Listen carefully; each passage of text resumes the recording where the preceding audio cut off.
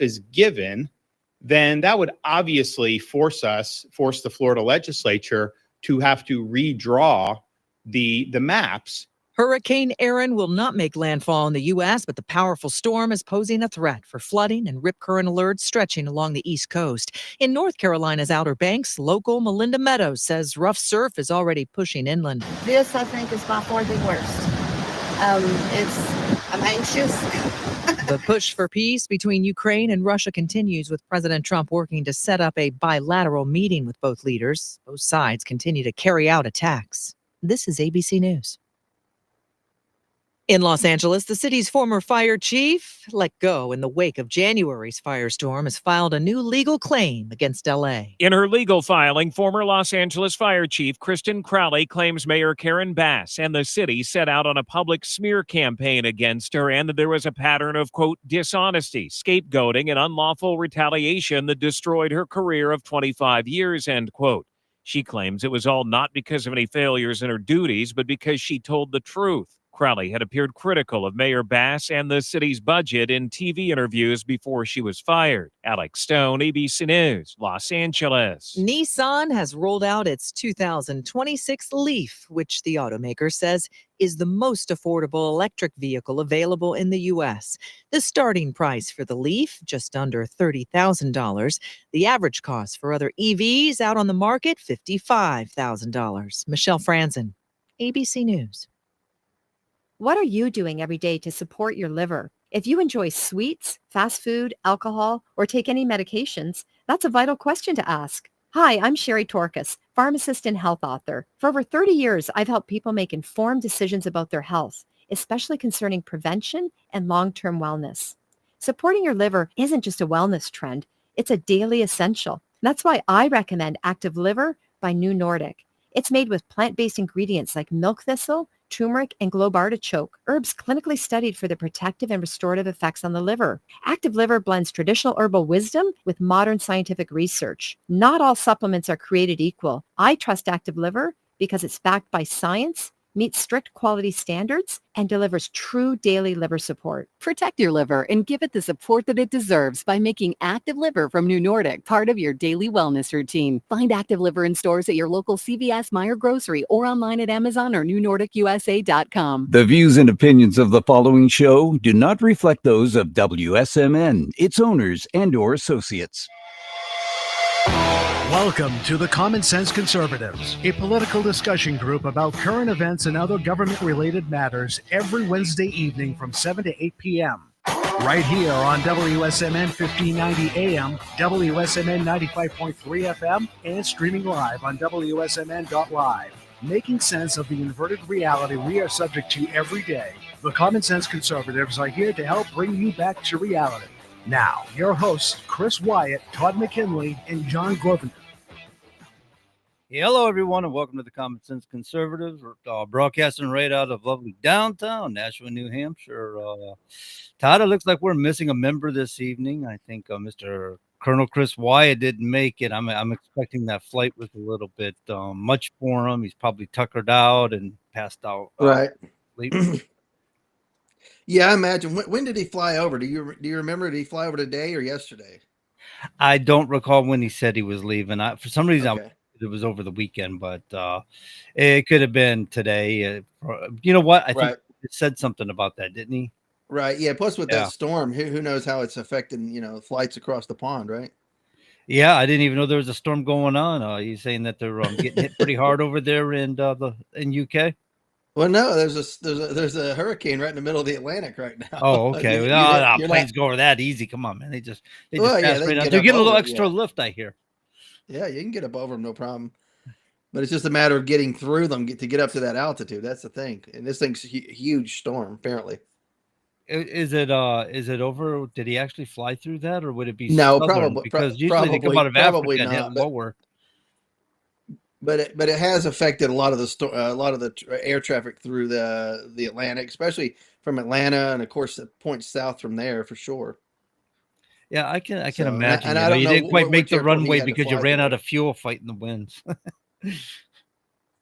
Right. No, I think they got enough. But Yeah. anyway, yeah, he's over there for the listeners and that don't know. Yeah, the Colonel's over in London right now. He's covering the rugby world's what is it, World Cup for females, right? I think that's what it is. Yeah, I'm Right. not too big into rugby myself, so I Right. have no Yeah, I think idea. that's what it is. If he tells me, then I know. And I know he said it last week, but I don't retain Right. that type of information. Yeah. You The know, I got a Women's mind Rugby like a World steel Cup. trap. Nothing gets out. Nothing gets in either, right? Nothing gets in. Yeah. Yeah, once that trap's closed, that's it. My mind's made up. Nothing else gets in. That's right. That's right. So what's That's going it. on today, Todd? What's going on in the world, man? What's going out there in Tennessee? You got anything going on? No, not much. Just paying attention to our gubernatorial race that is heating up. We had the president and founder of the Tennessee Gun Owners Tennessee Firearms Association, excuse me, a couple of weeks ago talking about this race, and of course, it's heated up, and I think John Rose, who's Marsha Blackburn's opponent, just won a major straw poll at one of the big county Reagan Day dinners. I think he won like 60%, and she won like 30 some percent, and anybody else got like 5% or something like that. But that was a big coup right there. I mean, that's huge, 60 some percent. Against Marsha Blackburn, a very well known person in Tennessee, whether you like her or not. Certainly has a name recognition, and that was a big win for John Rose, who's probably going to be outspent 3, 4, 5 to 1, and of course have any number of big names against him. But it's going to be interesting, I think, if he's able to do that in other counties and gain traction. Absolutely, man. So she's really not I don't think she's a big favorite. I was talking to somebody that lives in Tennessee here this week. Well, Aaron, and he was saying that too. He says, it's just she's kind of like a do nothing senator, and Well, yeah, but the thing is, it's the establishment who's going to show up in numbers for her. So she's going to show up with a base of voters right off the bat, going to across the entire state, people who know her. She's been in those statewide races at least twice, and of course, she was a well-known member of the House. And so people in the GOP know her and who she is. So it's just a matter of John Rose being able to cobble a base together to kind of counter that. And then it's a matter of all the other undecideds that are out there for sure. yeah, that's a feat going against the party. That's a feat, Right. Absolutely. But, I think people should stand up and not just allow anybody to just roll into public office, especially something like that as a governor, a senator, a member of the House or something like that. Maybe if it's a lower level office where somebody's done a decent job, hey, we're not going to run against XYZ because he or she's done a good job. On let's say the county commission or whatever. Why upset that? You know what I'm saying? If they've not done a good job, run against them by all means, for sure. No, I think you should still run against somebody, even if they did a good job. It's not because you're trying to take them out or oust them, but how are people going to know who you are when they're done? Well, if you want to run when they're finished, you got no namesake. Nobody knows. I get what you're saying, but I'm talking about like, from a personal standpoint. If I know so-and-so on the county commission who's done a good job, it's like I'm not just going to go run against them just to run. You know what I mean? Yeah. Well, some people are in it to win it, and some people are just in it for other reasons. But if it's for high office like that, I think people should have competition and good, worthy competition, not just say, somebody just puts their name on the ballot and shows up to 2 events and is like, oh, I campaign. Like, no, you're not campaigning. You're going to take, a set number of votes from people who are going to be protest voting, which if there's another good candidate who really needs those votes, you just take away from them because the establishment candidate is going to come in with a number of voters anyway. Yeah. If that makes sense, Yeah. So name recognition and access to money goes a long way in these types of races. And when you know who's who and what's what in your party, Right. I mean that means a great deal because Right. let's face it, it greases the machine having Sure. that kind of recognition. And it's no slight to the individual voters, but you have to think about it. How many of them really care about getting into your policies of, whatever it may be? What's your policy on, housing? What's your policy on enticing businesses to move to the state? How are you going to handle homelessness? Whatever it is, most people don't care about the nuts and bolts of your policy or your ideas. They want the slogans. They're the feel good stuff of, you're number one and you're great because of X, for all these different reasons. You don't have to change, and of course people flock to that. It's like, man, they're telling me how great I am. I don't have to change. I'm going to support that because most people don't want to change, right? They don't want to realize that, hey, I need to make better decisions too, Uh-huh. Yep. A lot of Absolutely. people just love the same old same. Hey, you're number one. Don't worry about you fixing yourself. It's everybody else that's to blame. Vote for me because I'm going to keep supporting you and all the stuff that you're doing, no matter what how good it is or how bad it is. And it's sad that it's that way. Yeah, no, I think the thing about policy is it's going to be the partisanship policy anyway, isn't it? I mean, whether you're on the Right. left or the right, doesn't matter. The party decides the policy, and you see these people going there with these great ideas, but 1 year in, and they're coming at you going, well, this is what we really need to do. And they pretty much Right. just And, fell and I'll tell right you, in line with the party.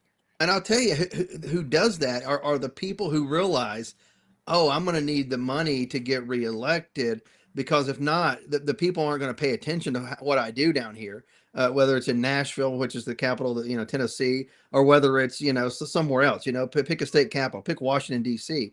Most people aren't going to pay attention to your votes or what you do on a daily basis. It's what you go back and tell them that you're doing, and what the media is telling them. You know what I'm saying? So you Uh-huh. can make yourself look like you're the most conservative person, even though you're probably a moderate or even slightly on the left, depending on how much people want to pay attention to you. Absolutely. I had a thought I was going to follow through with, and now, But yeah, it's up but it's I up got to to be the thinking about the individual. sirens behind me. And It's up to the individual voters to stand up and pay attention to what what your voting record is, what you've said, what you've supported, and so on, who you've supported, etc. What kind of policies have you been behind and advocated for? Whether they were enacted is besides the point. If you live in a conservative district, you should be fairly conservative as a member of Congress or a representative, whatever, right? yeah, no, I was sitting there thinking about the fact that there's so many echo chambers out there about issues and policies. You get these big trade organizations, and the people they represent have their own PACs, and they're Right. Oh yeah. constantly in it. I mean, there is a such thing as congressional capture, right?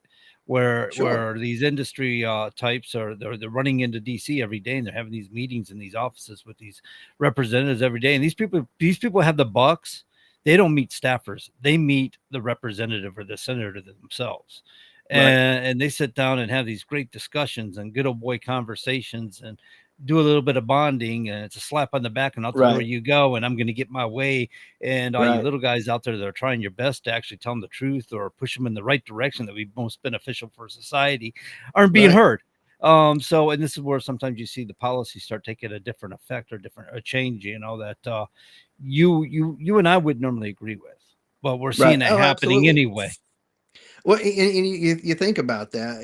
A lot of that has to do with individuals, like say you and I, for example. We want to come out and talk about real policies, real issues, but who wants to hear that? Most voters don't want to hear that. They want to hear the pie in the sky. Everything's great. Number one, that's it. Don't sit there and tell us how we're failing or what we need to do that's better. So the person who's going to come out there and basically tell you your guys are great, don't worry about anything. It's going to be taken care of. Are the ones who are going to take a lot of that money from behind the scenes of the special interest. So they don't give two damns what the voters care about because they're not going to tell you their policies or anything. And that's the sad part. People don't vote for the people who tell them their policies. How it can affect you positively or negatively. They want the people who are going to tell them everything's great, hunky dory, but really who's taking the big money from behind the scenes from big donors or big PAC interests. And those are the ones who scare off everyday good people, candidates for public office because they can't raise that type of money. No, it's incredible trying to I know I get probably ahead went of down a that. rabbit hole there, but essentially the people who bring in the big money from outside of your district are the ones who are selling you out, just so you know. So if it's Yeah. your current representative who's in there who brings in big money from say again I'll say Nashville because that's where I'm from, Tennessee. So if you're bringing in big money from Nashville or Washington, well, you're not listening to the people you're supposed to be representing, and that's the person you probably shouldn't be voting for. Just to give everybody an idea.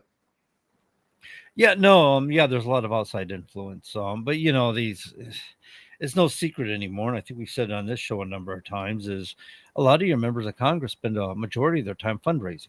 And Sure. 50% of that fundraising or more is fundraising for the party, not themselves. Fundraising for the party, not themselves or their own PACs, and then they got to fundraise for their own political coffers, and that they have a PAC or whatever, they have to fund that as well. And what comes with the money that gets pushed into those PACs, if you will, it's favors, you know what I'm saying? It's favors for, say, healthcare, the healthcare industry, as an example. Here in Northeast Tennessee, we have a company called Ballot Health. They have a monopoly. They have a monopoly in Tennessee. And of course, a lot of the representatives that are in there now have supported that and ensured that they have a monopoly.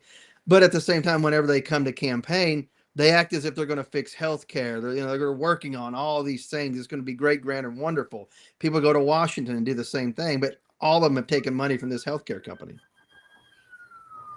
Yeah, and they donate both sides, so they control both sides of the aisle to get. Yeah, well, in Tennessee, there's only one side of the aisle, and what's funny is people that go to Nashville, and again, I'm going to pick on Nashville, that come to back to their home districts that are very safe Republican, and then actually have anything, have the audacity to call out Democrats in Nashville. And it's like, well, or are you also calling out people in your own party? Because we have super majority Republican Party in Nashville, in both houses, the state house and the Senate.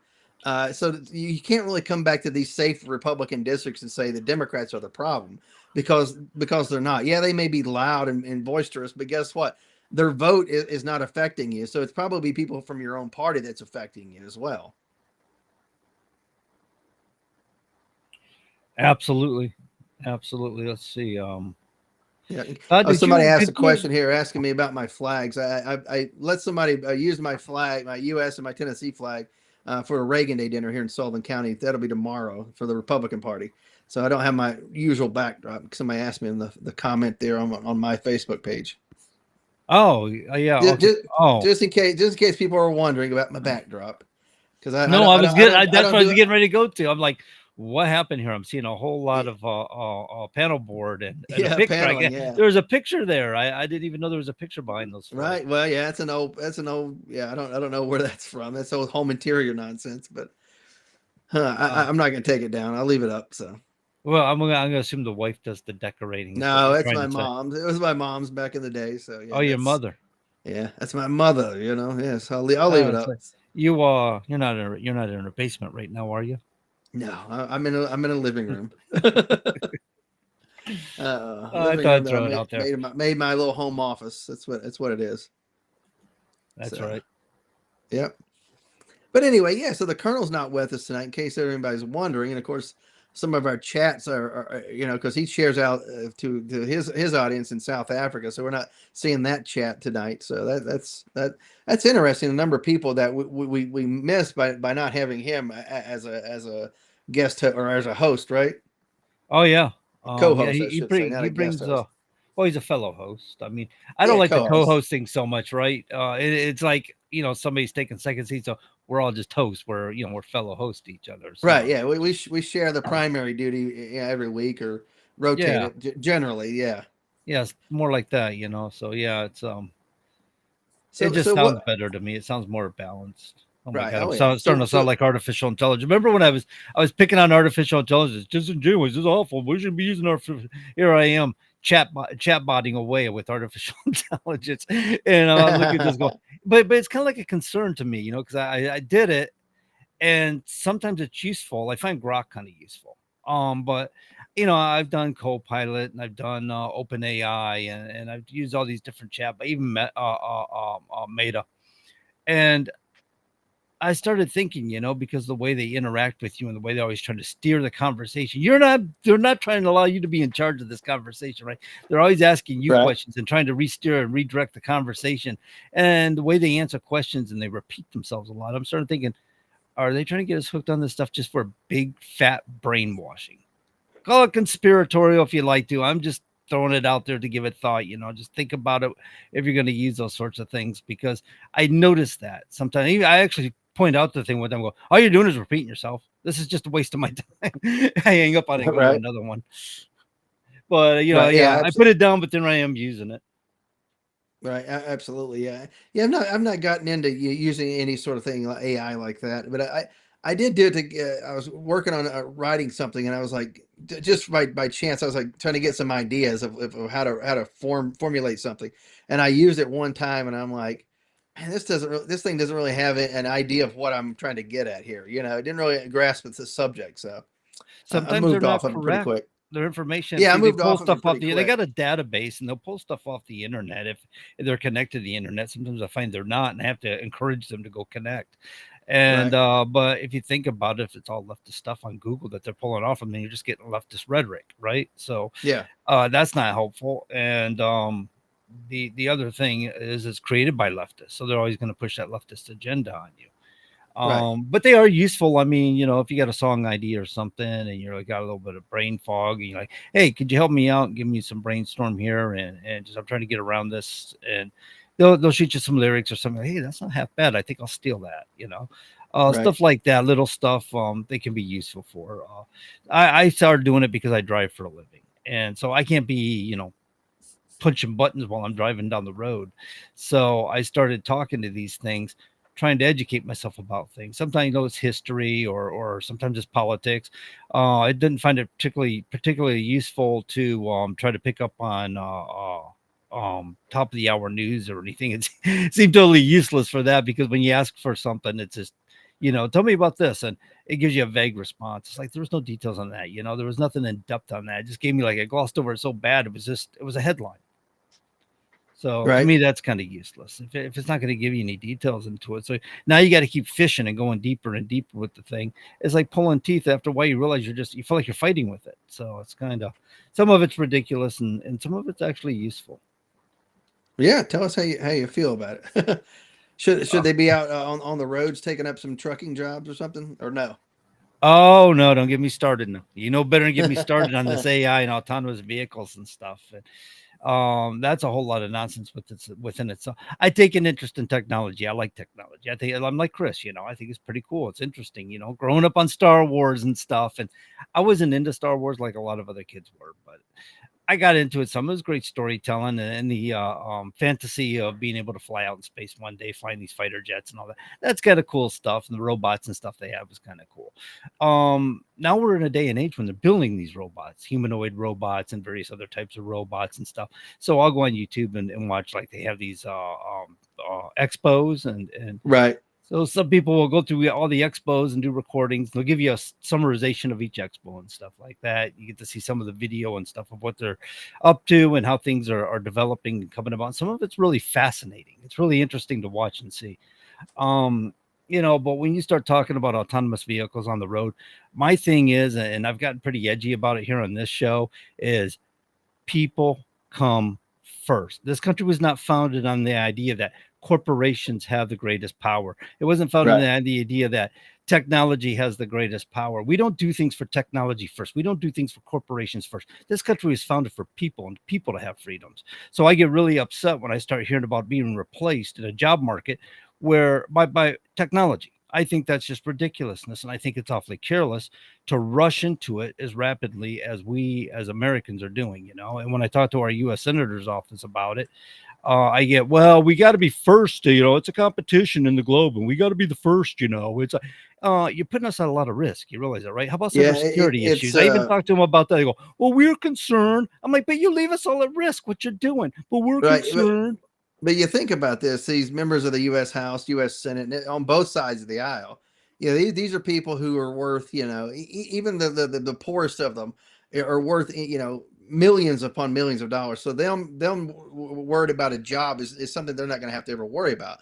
Most of them will never have to work another day in their life, for sure, unless they want to, right? Yeah. So for them to sit there and say, oh, they're concerned, they're lying to you, for sure. I mean, because they don't share any sort of concern that you have. If they were truly concerned, they'd be like, yeah, this is a real issue. We're about to lose jobs here. I'm about to lose my job and I need this job. You know what I'm saying? Whereas somebody who's working in the trades, driving a truck, for example, working construction, you need those jobs. Now you may be able to lose a job and not have to work for maybe a month or two, maybe have some money saved up, but eventually you're going to need that paycheck again. Whereas these members of Congress could lose a job tomorrow and they're fine. They're going to go peddle their influence, if you will, connections, and still make six-figure salaries, for the next several years. Right. Whereas you as a truck driver, guess what? You lose that job after that savings where it runs out after a couple months. There's nothing else you can do if you can't get another driving job or a job, in construction. That's it. You're done.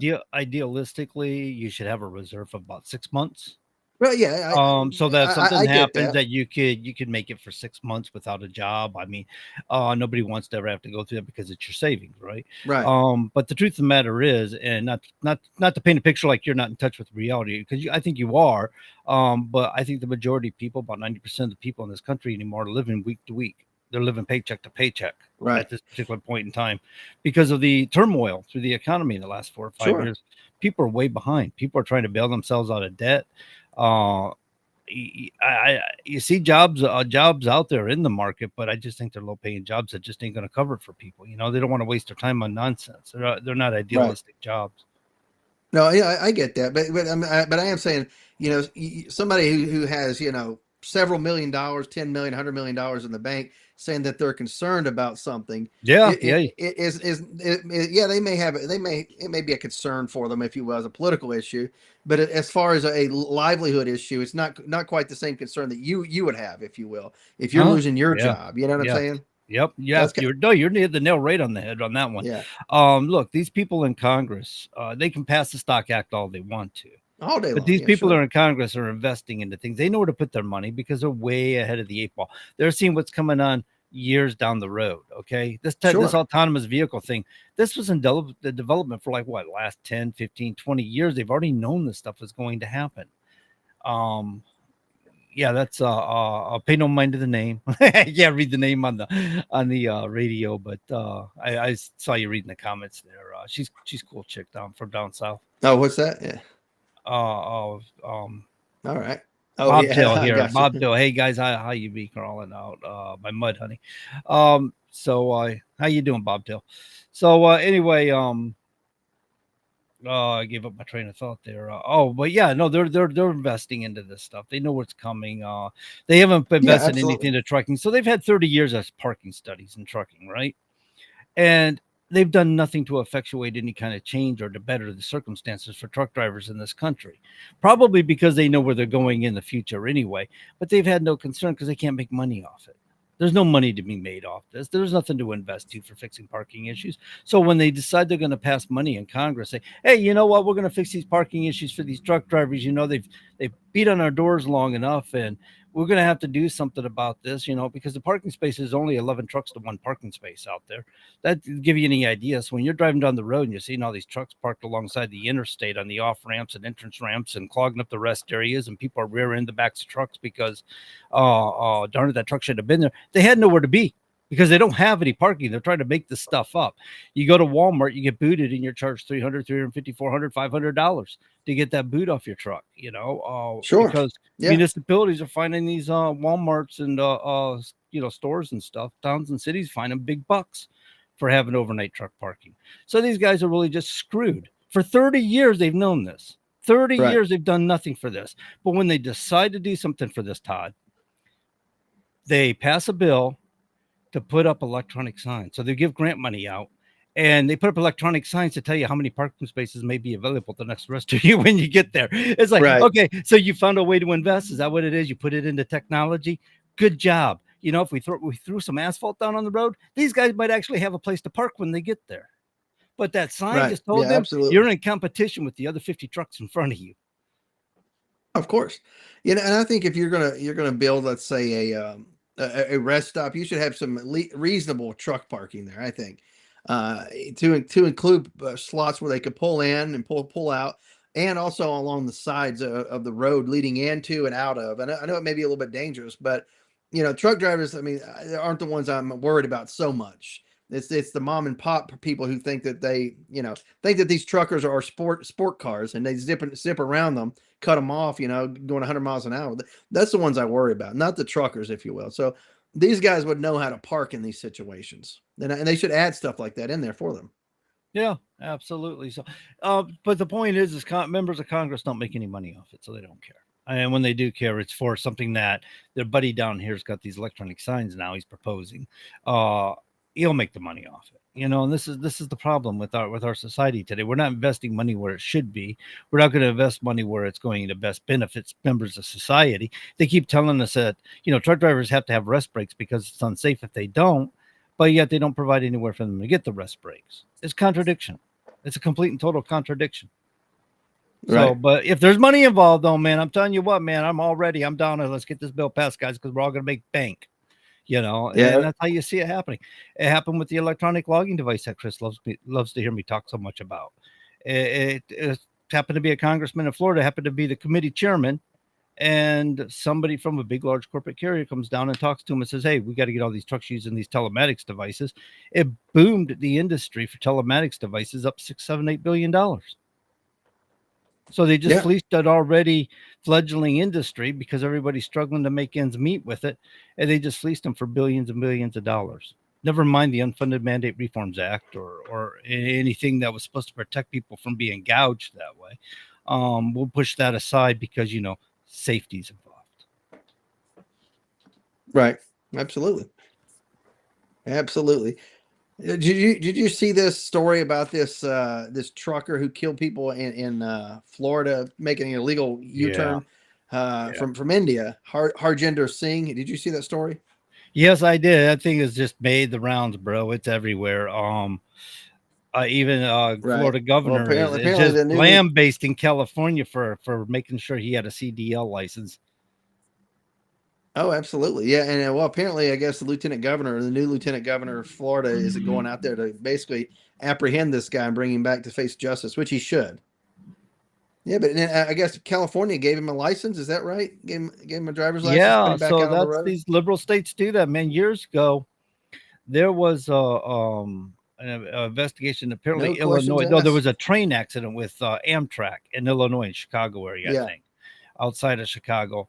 Involved a tractor trailer and a train. An investigation shown that he was not just a foreigner, but he was given that license. So they had to go to the DMV, do an investigation stuff to discover that, for a couple $100, here's your license. We'll print it out for you. And Right. this is what happens. You get these people in the DMVs that are taking money under the table and just handing out these licenses. So I don't Yeah. think you're seeing that from New Hampshire, but you've seen it from Illinois. Now you're realizing it's happening in California. They're giving illegals licenses and tell them you go drive truck. And this is a problem for the trucking industry, by the way, because it undermines the integrity of wages. When you saturate the industry, you bring these people in here that don't understand our economics, don't understand. To them it looks like good money, and they come over here to work and make that good money. And what they're doing is they're using these people to saturate the industry to keep the wages down. So it impacts us as Very, Americans. that's true. And then they don't train them. They're not trained. Absolutely. There was a gentleman out there in Canada talking about these mountains and stuff he's trying to traverse out there in Western Canada. He was from the Mideast somewhere, and it was the same thing for him. He's saying, look, I can't hardly read the signs. They're throwing me into terrain I've never been in before, on wintry, icy roads. He says it's dangerous, and they were pushing him, Right. These people don't know. They don't know the laws. They don't understand the laws. They're not trained adequately. 2-3 weeks at a school somewhere. You know how embarrassing it is to me when somebody walks up to me and says, hey man, can you teach me how to couple? A couple means when you hook the tractor up to the trailer, and you need to know how to do that. There's the technique about that. You don't want to just you don't want to do it wrong. You might get a high hook or something and end up killing somebody. So there's several people out in the field. I'm just working and somebody's tapping me on the shoulder. Can you help me out? I don't know how to hook up a truck to a trailer. That's the first thing you should be learning at the trucking school you went to. Yeah. They should be ashamed of themselves ever letting you out. Yeah. How did you get the truck to to where you're at? I mean, I don't know. How did this happen without a trailer? Yeah, no, they dropped a trailer or something. I don't know. And the first thing I do yeah. last time I'm walking up to the truck and I'm looking at his fifth one. I'm like, well, the first thing you need to do is go down there and get some grease. Okay. Yeah. Because you don't have enough grease on your fifth wheel to be hooking up to that trailer. That's going to be problematic for you. Right. This is just embarrassing, man. They taught us how to adjust brakes. They taught us how to do things before they would even let us get a truck out on the road. Oh, absolutely. Yeah. Yeah. It's funny is like reminding me of like say high school driver's ed training. It's like, oh, just throw me out in the car. I just want to get out on the road. That way I can get the license and all that. It's like all the other things you have to know before you can operate the vehicle. It's not a matter of just putting it in drive and pressing the gas. Yeah. Bob Till here. she was talking about there was an accident. This was another foreigner who didn't speak English very well. He didn't speak English at all, and he come down a mountain grade in Colorado, and he missed the exit or the runaway ramp. So he lost his brakes, missed the runaway ramp, and I think he didn't. Well, he chose not to take it, from my understanding. But at the end of the bottom of the hill, he killed a bunch of people. And, So here again, mostly it's ill-trained. So they don't put any effort into this. So this is what we're driving at here. We're talking about if there's money in it, we're all interested. If it involves no money at all, then so be it. But we use these trigger words like safety to get our way to make the money, right? Or to get our way with, say, regulatory capture. You're going to have the American Trucking Associations and all their big corporate entities that create this echo chamber. And now they're over there with the regulatory agency trying to make sure that their interests are served. But they're killing the small independent carriers who make up 95% of the industry. So, proper training. Congress made a law saying that the Secretary of Transportation may prescribe a minimum training standard. Well, the FMCSA took that as a challenge to see how minimum they can make it. It was pathetic. I think we've had like Swift carriers probably had better training standards than what they come out with. Oh, absolutely. Absolutely, for sure. So I want to switch gears here real quick with the Adam Schiff. And of course, the accusations of him leaking classified information. Of course, it goes back many, many decades with this guy. Apparently, he served 20 years in the U.S. House. And of course, a whistleblower, a Democrat whistleblower who apparently had served on the House Intelligence Committee for about 10 years or more, claims that Adam Schiff has been doing this at least going back to 2017, apparently. So hopefully this will be like one of those investigations that will actually go somewhere. I doubt it, but we'll see. As we talk about Adam Shifterson all the time, see how that goes. Hopefully this investigation against Schiff actually bears fruit. I doubt it, but we'll see. We'll see. This is the problem, man. They do these internal investigations, or we have these House committee hearings for investigation, and we get them all there, and nothing comes of it. Nothing at all ever comes of it, except unless it was Trump. I mean, come on, if it's Trump, he's got to be guilty. He's got to be Donald Trump. Immediately. He said it. That's it. Yeah. Or the morons that, I encounter on a regular that are like, well, he's guilty of, whatever. It's like, what are you talking about? Well, he's guilty of, whatever, it's like, well, no, he was accused of that, but there's never been an actual court case on that or whatever, but he's guilty of it. It's like, no, he's not guilty of something just because a Democrat says he's guilty of something. Sorry. It doesn't work that way. Well, he was tried. He may have had a court. He may have been in court in the past couple of years defending himself, but it doesn't make him guilty of something. No, they buy the rhetoric of the legacy media or the nonsense that people spiel there. And when you look at on social media, I mean, we've attacked Facebook and other social media outlets for censoring people and this whole misinformation stuff. But a lot of people are getting their information wrong on social media. If you're listening to your fellow man out there putting it out there, it's not as they say, and a lot of people believe in that.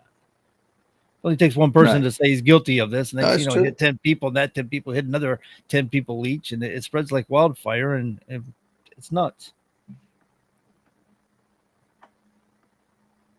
And I got a call coming. Right, no, that's true. Yeah. Oh, go ahead. Let's see who it is. All right, hang on a second. Go ahead and keep the folks entertained.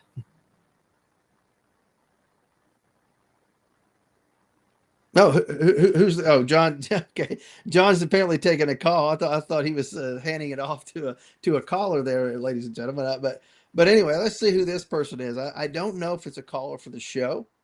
Could be a caller for the show. Could be the Colonel calling in. I don't know. For those who don't know, the Colonel is across the pond right now. He is covering the Women's Rugby World Cup, as he loves to do. But we'll see what kind of report he has. I was hoping he would be able to be on here tonight, at least when they're in the first hour, give us a report on what he thinks went on with the Trump-Putin summit in Alaska, which didn't seem to bear much fruit other than the fact they've agreed to talk more moving forward. And I was just hoping that the Colonel could give us an assessment from his background. Of course, he's a former intelligence official, so I was hoping he would be on the show tonight, be able to give us that assessment. But it looks like John's finished with that call. John, was it an important call, or was it somebody just spamming us? What was going on there? Oh, I think all calls from Danny is important. Oh, of course. Hey, on a second. Let me get him in here. How you doing, Dan? Yes, how you doing? Good, man. Good, man. It's been a while long since we time. heard from Long you. time. Yeah, I totally agree with you. You know, you were touching on you can't listen. You just go by what the politician in your state, or if you're watching somebody in another state, what they're saying. They're gonna say stuff like to make themselves sound like they're America first, or if they're in your state, they might try to sound like they're Tennessee first or New Hampshire first. Or you got to look at what they're doing. So you're right. You have to look at the voting grade, because I'll tell you right now, there's three guys in your state, Tennessee: Tim Burchett, Andy Ogles, and the other guy is the last name is Harshberger. I mean, those are your three best ones.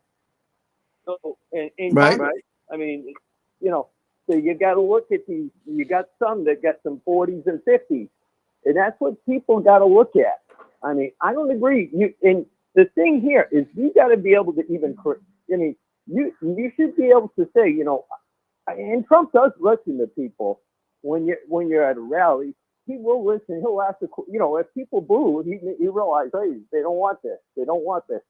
But you can't get upset with a guy like the guy in Kentucky, okay, with, people have been getting upset with them, but I disagree. It's the fact that you're going to go after the guy in Kentucky, and I'm trying to think of his last. Are you talking about Thomas Massey or? Yeah, Massey. Yeah, Thank Massey. you. Okay, go ahead. He's not the guy that you need to worry about right now. To sit there and say you're going to primary him because he doesn't want to vote on bundled bills, I agree with him. Okay? Because it violates the law. And the law is the Budget Control Act of 1974. I know I've talked about it with you guys before, but it's a federal law, for the people that don't know, that says that you're supposed to have a balanced budget. Nestled into that budget is you're supposed to vote on single subject spending bill. Now, that makes everybody accountable in Congress, in Senate, on their votes.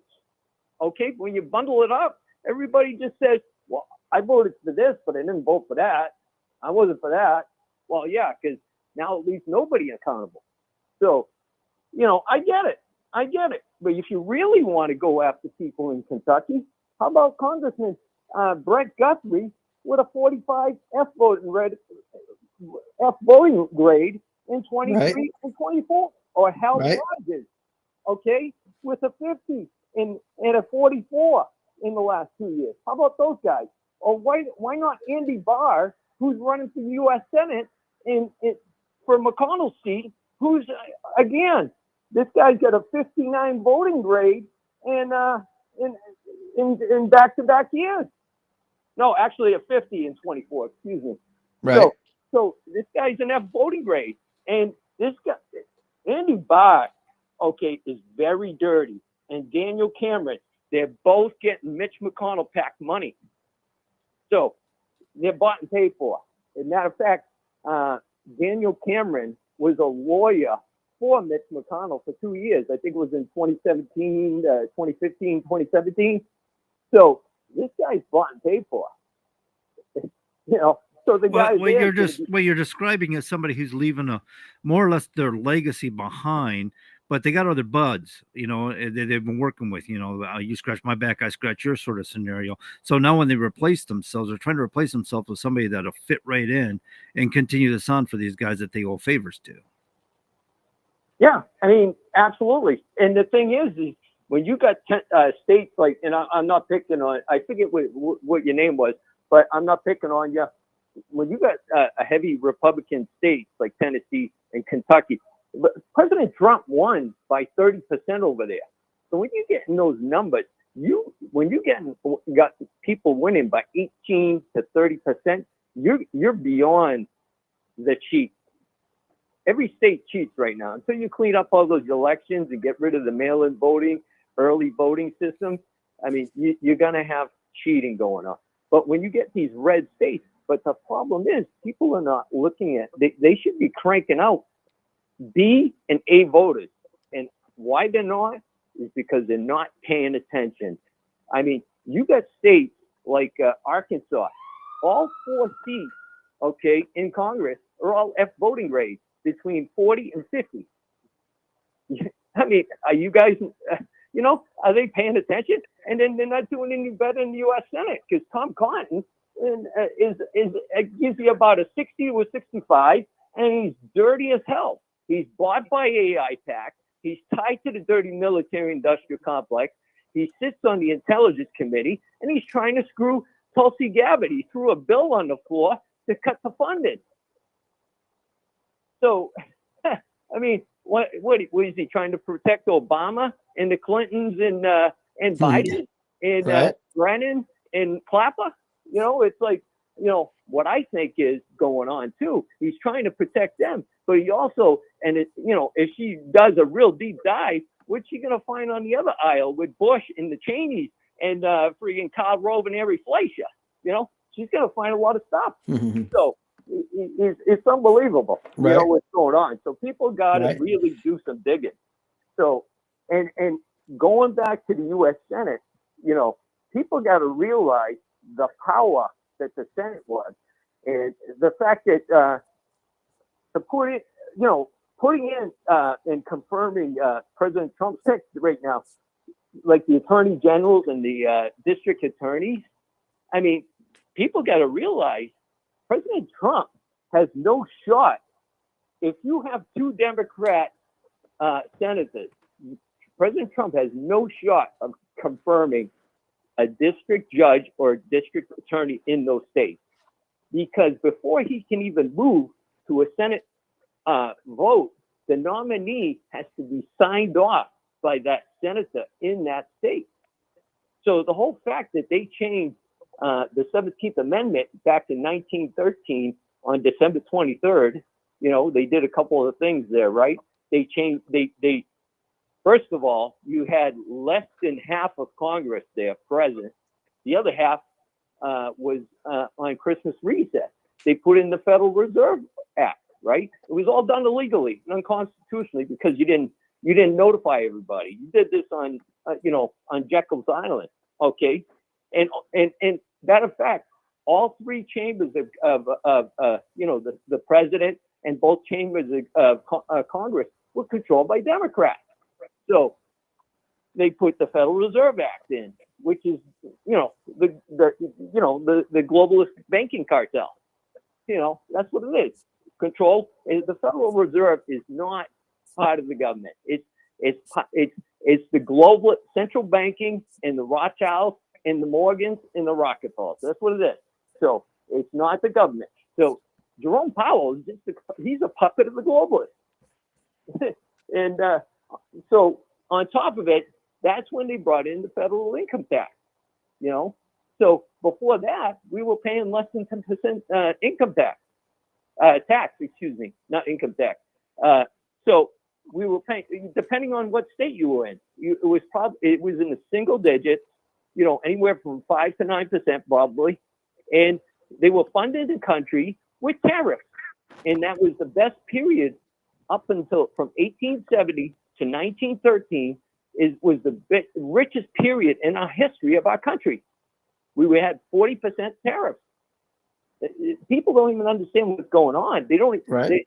They'll listen to the corrupt, dirty media, who's bought and paid for in 100 different ways. It's a dirty the dirty national media is bought and paid for by the media industrial complex. There you go. Any final thoughts you may have for us tonight? Any final thoughts? Oh, yes. Yeah, so my point was on the Senate side of things is the people got to, realize that even you get the blue slip rule. So again, if you got dirt, we had 28 F&D voters in 2023, okay, in the U.S. Senate, okay, you chopped it down to about 26, okay, you got two better, but your C's are not helping you, and you have the blue slip rule. It's an unsaid rule, and during the 4 years when corrupt Joe Biden was there, you had dirty, corrupt Republicans signing off and letting his nominations slide through. So, in Republican states, it shouldn't be happening. It shouldn't be happening. So, Right. I agree with you. Yeah. Take All care, right. guys. We appreciate you calling as Yep. as always, for sure. Without a doubt, I appreciate anybody who wants to call in for sure. Love to hear from the listeners, figure out what they have to say. And as a regular caller there, always interesting. Does his homework for sure, and has some strong opinions, and we love that. We invite that here for sure. But speaking of Democrats, speaking of states like Texas, did you see, John, that they recently voted and approved their redistricting bill down in Texas as the Democrats ended their walkout of the state, if you will? And speaking of walking out, they didn't just walk out of the state legislature. They fled the state to Illinois, as we were talking about this last week. Of course, now the Republicans have had the vote, and of course they approved the new bill, which would give Republicans, if it's enacted fully, could potentially give Republicans in the U.S. House 5 additional seats. And now we're going to see states like California trying to cut out as many Republicans as they possibly can in retaliation to this. So what do you think about that? Well, I wasn't aware that Texas got their Senate to pass the bill. Yeah, I know it had passed, or vice versa. The Senate passed it, and it was waiting on the House. Yeah. So you're saying it the did state pass house altogether? passes. Yeah, it's passed at least the state house. I think it's ready to be signed here. I don't know if think you're both right. houses down in Texas, but yeah, just reading the headlines here. Yeah, it looks like 88 to 52 out of the state house. So we'll see where it goes from here. But yeah, it should be improve the balance of power in Washington, which a lot of experts have looked at this and they're like, seemingly that this is a straight up redistricting. It's not some sort of chaotic, the way that they draw some lines of the gerrymandering, if you will. So These what things look like, prompted the redistricting? Because they weren't really in a 10-year period yet. They, in fact, I think they redistricted just 3 or 4 years ago. I believe so, but there's been such an influx of population in the state over the past few years that they're going to redraw the lines. So that's Well, what they had a legitimate reason why, and it's true that Texas is one of the fastest growing states in the union. Right. It's one of the fastest growing states economically and within population. In fact, a lot of people are moving from California to Texas to get away from the California nonsense and the fact they can't afford to live in California because of their nonsense. So, Texas, now we're proving that Texas has a legitimate reason to redistrict. They weren't doing it just to gerrymander, just to fill seats in the U.S. House. They had a reason. But so when New York and California say they're going to retaliate, and California, by the way, has 52 members of the U.S. House. That's quite a lot for one state. So they got 52 members of the U.S. House, and only 12 of them are Republicans. Yep. That's a lot of Democrats already. How are they going to take 5 seats away from the Republicans in California? I wonder. What'll be funny is let's look at the lines whenever the Republicans finish drawing their lines in Texas, and let's look at the ones in California, and let's see which ones were more logical. Yeah, they're just going to saturate. They're going to saturate the rural areas of California by taking sections of Orange County and saying, okay, this or put it into sections of Orange County, right? So this section up here is going to be Orange County now, and I mean that's the only way they're going to do it, or they're going to expand the lines to remove district. They can't do that. They got to keep the population. Right. Well, the top 5 most gerrymandered districts in the country. Texas has 2 of them. They have the 33rd district and the 35th district. So there's two out of the top 5 right there. Louisiana has 1, Illinois has 1, and Maryland has 1. The 3rd district in Maryland, the one we talk about on a regular on here, that basically somehow has the population above West Virginia, and then somehow snakes around toward Baltimore too. It's like the population centers there have nothing in common. One is kind of country, and one is basically city suburban population. Like it doesn't add up. No, that's like Chris was talking about with Maryland. They Right. they That's run it up a little that particular sliver. district. Yeah, it's And it's held together by basically a little sliver that's basically a little bit wider than a highway. You know what I'm saying? It's just connecting it. It's so stupid. They squeeze it in. Yeah, they're Right. Yeah, absolutely. Yeah, crazy. What do we got? We got about 3 minutes here, John. Yeah, about that. 3 minutes. We'll be taking our top of the hour break. All right, 3 4 minutes. minutes maybe. So yeah, we got a couple of things we didn't hit on yet. Was one of them. Go ahead, John. Well, real quick, I guess just to finish out this hour, Kristi Noem announces that they're going to paint the southern wall, the border wall, black. Reason being, black attracts heat from the sun. That's going to make it difficult for people to climb the border wall. So apparently, that's true. That's true. So that's kind of an intriguing idea. I don't think a lot of people realize they are still building that wall since Trump came back into office. In fact, remember when Biden was trying to sell off the materials for dirt cheap to get rid of them, and the judge blocked it and said, no, you can't do that. That was designated funds were put, so he had to sit there and waited on Trump's arrival. Right. Yeah, wait on the re-arrival. And I think the Texas governor and the Texas law enforcement had to save some of the stuff they were trying to get rid of too. They should clear some of the stuff that is down there. But yeah, finish the wall, paint it black, whatever you got to do.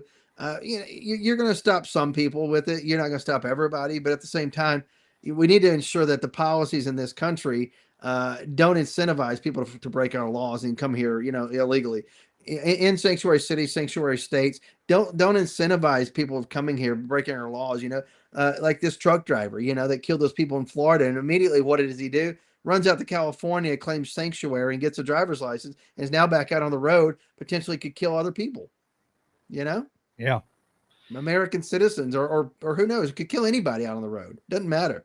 Person who shouldn't be here in the first place, and it's regardless of where he's from. I believe he's from India, right? Is it from India or Pakistan? He is, and given his last name, he might actually be a Sikh. That name is very well associated with the Sikh population here in the United States, which has no bearing either way. It's not. No, not at all. You're here legally. I don't care where you're from. And you've been through the proper classes. You should be able to get a license and, a CDL, whatever the case may be. But somebody who's here illegally, but we can't verify who you are, what your background is, what your training level is, and we're just throwing a license at you. What you sit in a weekend training course and like, oh, here you go. Here's the keys. Here's your license. No, I'm sorry. See, I didn't like the idea of a wall. I still don't care for the idea of a wall. Put a border wall down there. The cost and the gaudiness and and it's going to cost so much to maintain it over the next several decades for sure. Sure, absolutely. But the thing about it is, it's not about policies have to change. It's not about keeping people out, and that's what the left tried to make it be. It's all about keeping people. No, it's about the ability to properly vet people into the country like we're supposed to, but keep out the drug trafficking, the human trafficking, the muling, things like that, where people can just walk across the border. Plus, you got to realize the diseases. We're not vetting for diseases. We've spent so much time and energy and money eradicating diseases in this country. And when you're just letting people come into the country willy-nilly, not being vetted properly, you're seeing that. We saw it coming back of bed bugs. They're talking about coming back of measles now. What if we start getting things like polio all over again? We don't want this crap again. We worked hard to get rid of this, but this is detrimental to the people of the United States of America. And they talk about how, well, we have to take guns away from people because we have to protect people. First of all, there's nothing in the U.S. Constitution saying you have to protect people. But if you're going to assume that responsibility, then accept all of that responsibility. Stop trying to fight people on the border wall. Where we're trying to protect people, and then turn around and but tell us that, oh no, but we still got to get your guns. So ladies and gentlemen, we have hit the top of the hour. We're going to take a quick break here, give you a chance to catch some of the top of the hour news. So enjoy that, and we'll be back.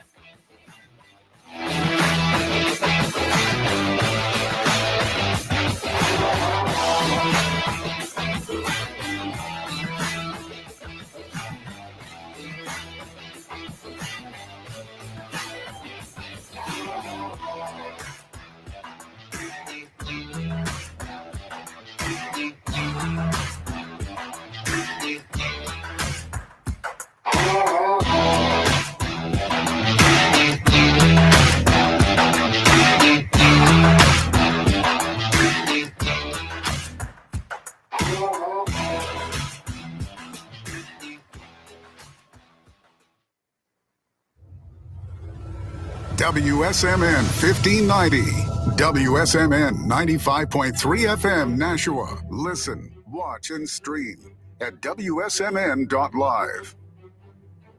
ABC News, I'm Dave Packer. A Republican effort to redraw Texas's congressional maps passing the Texas House today. Next, the Senate in the state will take up the bill. The measure could give the GOP 5 more seats in Congress.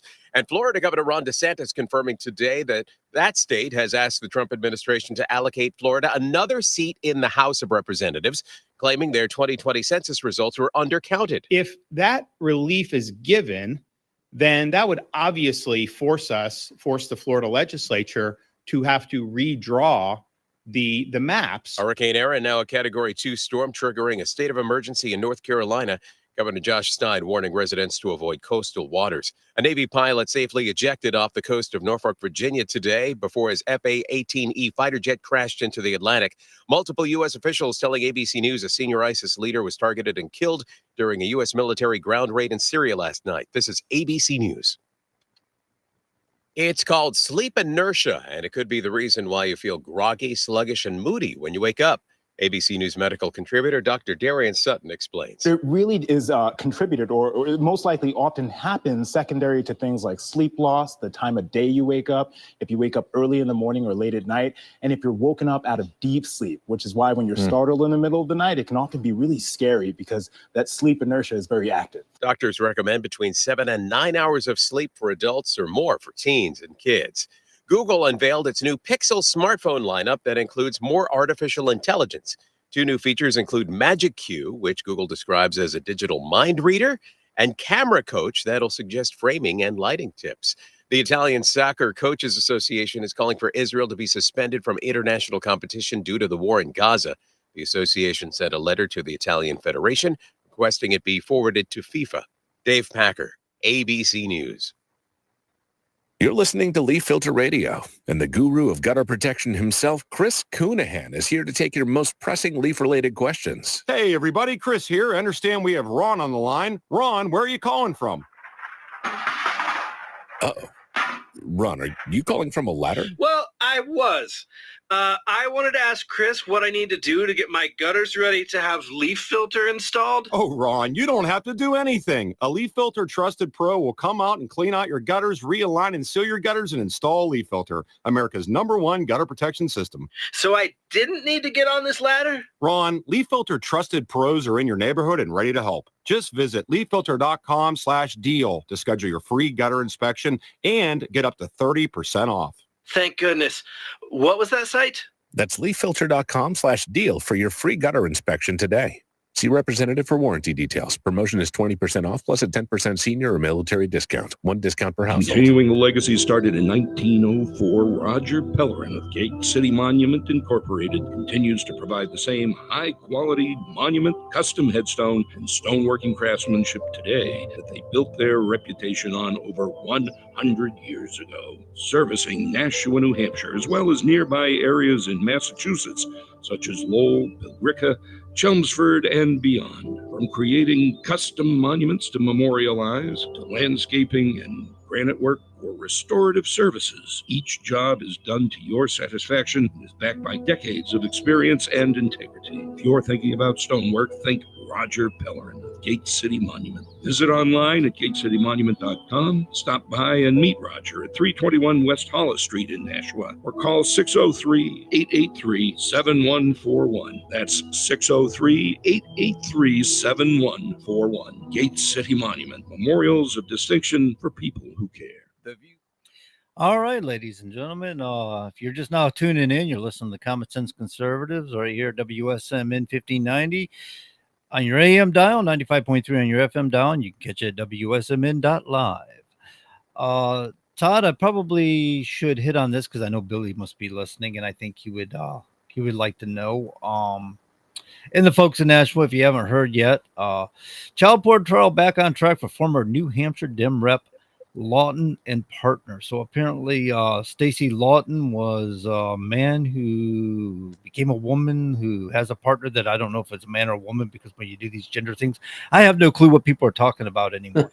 So, but apparently his partner, her partner, whatever, was taking pictures of children at the daycare facility she worked at, and was sending them to Stacy, and they got in this whole now child porn thing, and Stacy obviously lost her position, and they were actually trying to fight this case based on the idea that this partner of his is incompetent to stand trial, doesn't have the mental faculties, and the psychologist that was reviewing this goes, well, let's see, she got a associate's degree in such and such for daycare, and Right. held down a job, and I think they're capable of understanding law and how law Right. works and what's going on with this process. They can stand trial. So Right. it is scheduled for November of this year. So there's no escaping their crimes and supposed, I should say, alleged crimes, and so we'll see how that pans out here in the future. Yeah, absolutely. It should. Yeah, it shouldn't get off on a technicality. That's for sure. You know. No, that's nuts. I don't know what Stacy's role in it. I guess receiving it. I don't know. Maybe encouraging. I have no idea. We'll find out though. Maybe once they have a court ruling.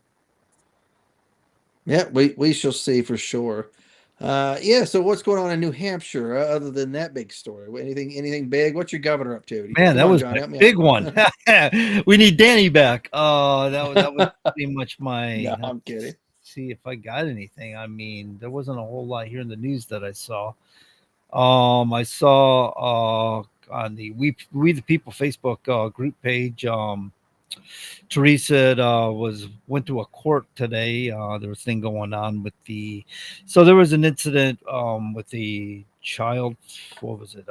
Foster facility, some facility, detainment facility, and there was sexual assaults and stuff that had taken place, and so they were having some sort of thing at the court today in Concord she went to, and she pretty much come back with, just like you'd think, well, they had the payout and stuff, and I guess they figured that's going to excuse people with their criminal behavior, and so No. I guess people Nah. want accountability. They don't, payout's nice, for compensation for the victims, but Sure. you can't take their suffering and pain away with a payout, but maybe it helps them get their Right. lives back on track.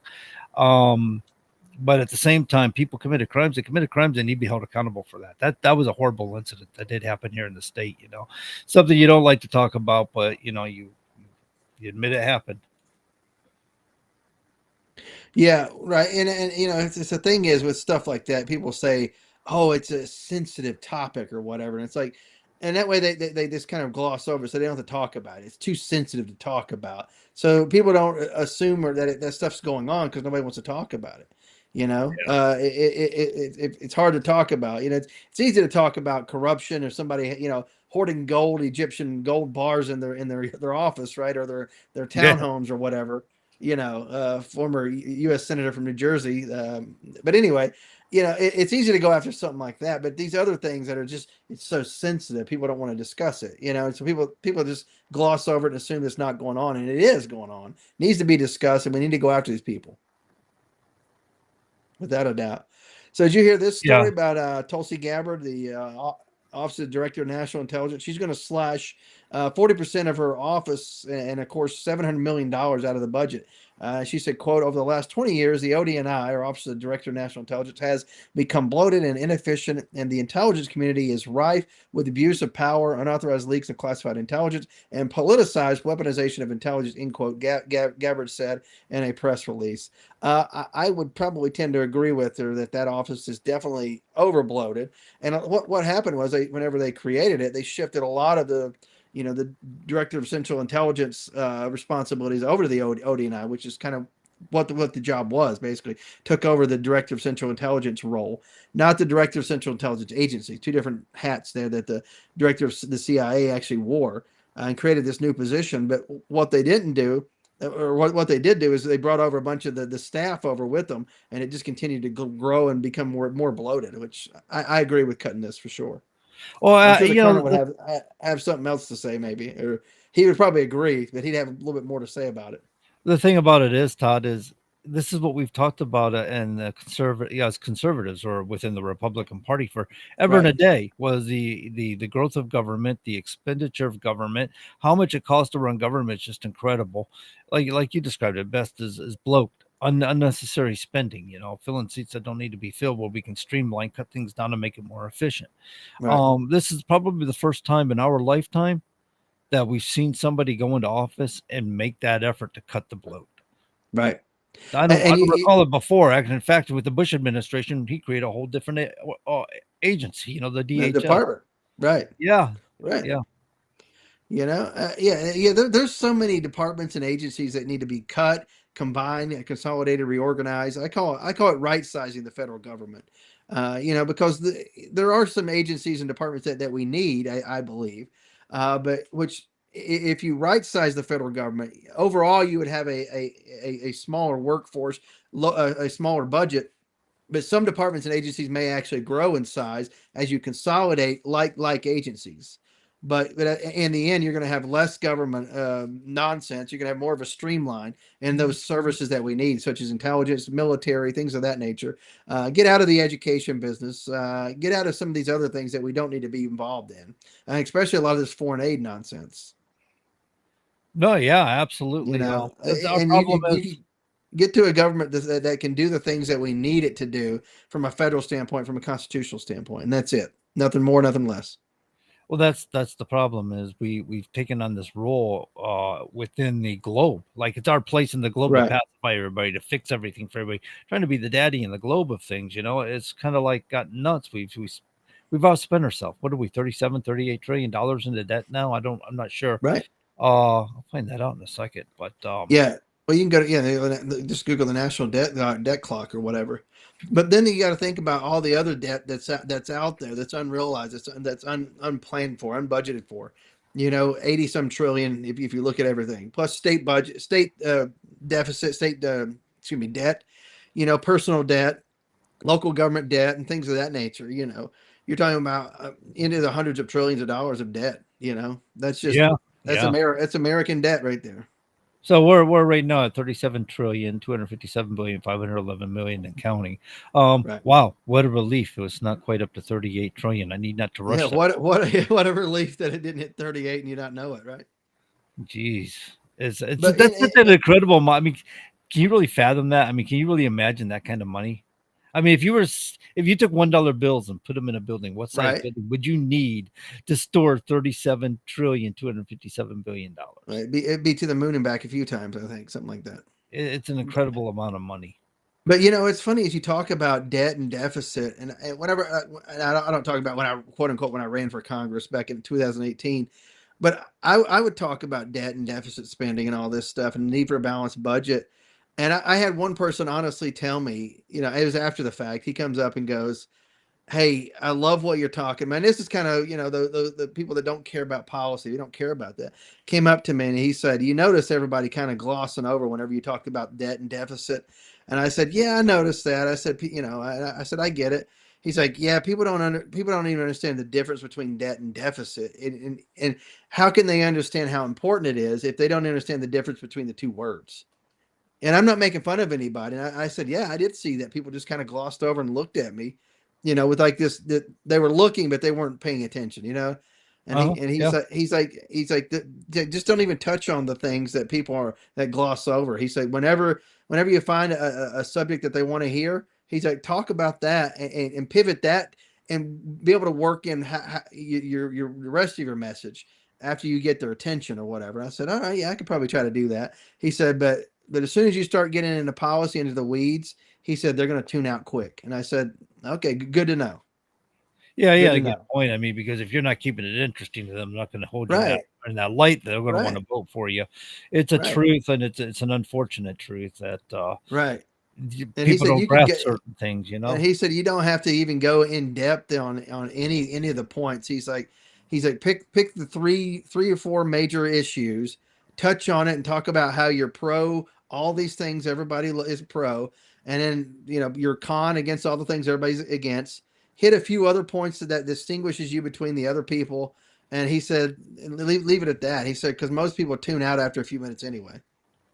Yeah, see, I like it when people do that. If I'm listening to a politician talk and they get over my head, that's great for me, because you know what I'm going to do?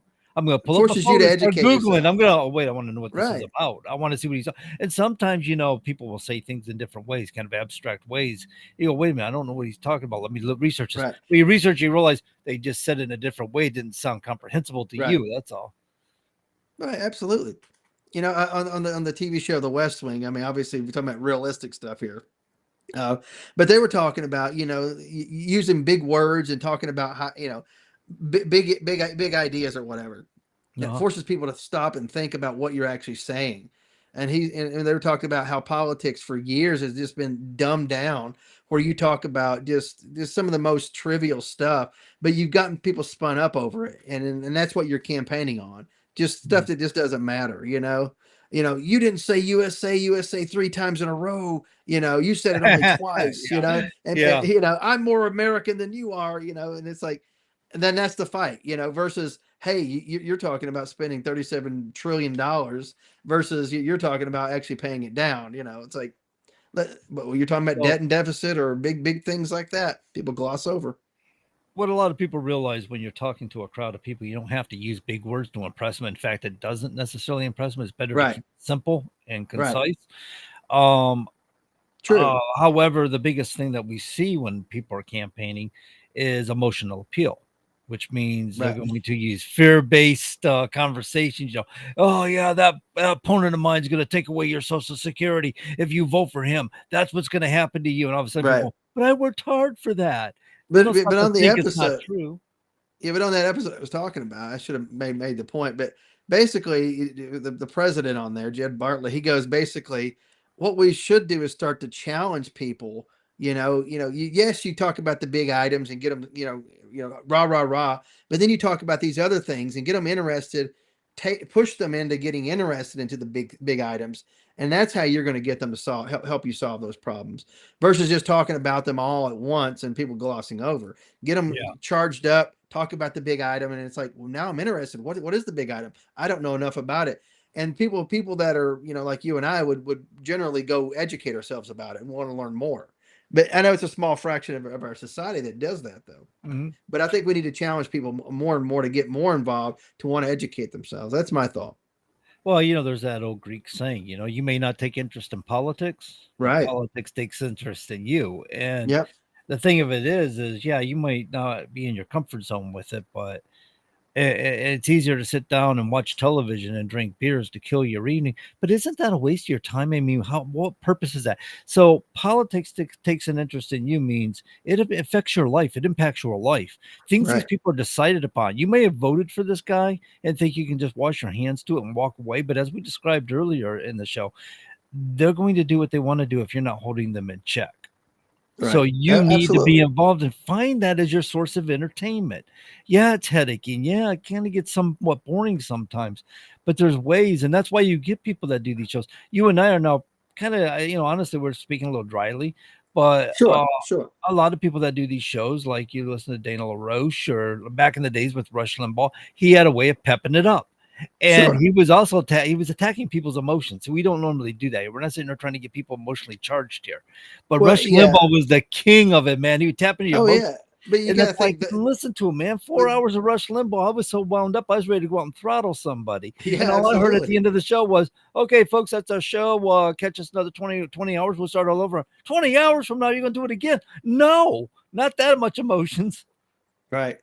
No, but absolutely. You got to think about how those shows are structured. It's, it's the same format every day. You know what I mean? We have a discussion group here. That's what we do. It's whatever we want to talk about. Yeah. He had a formula from years of being on the radio down.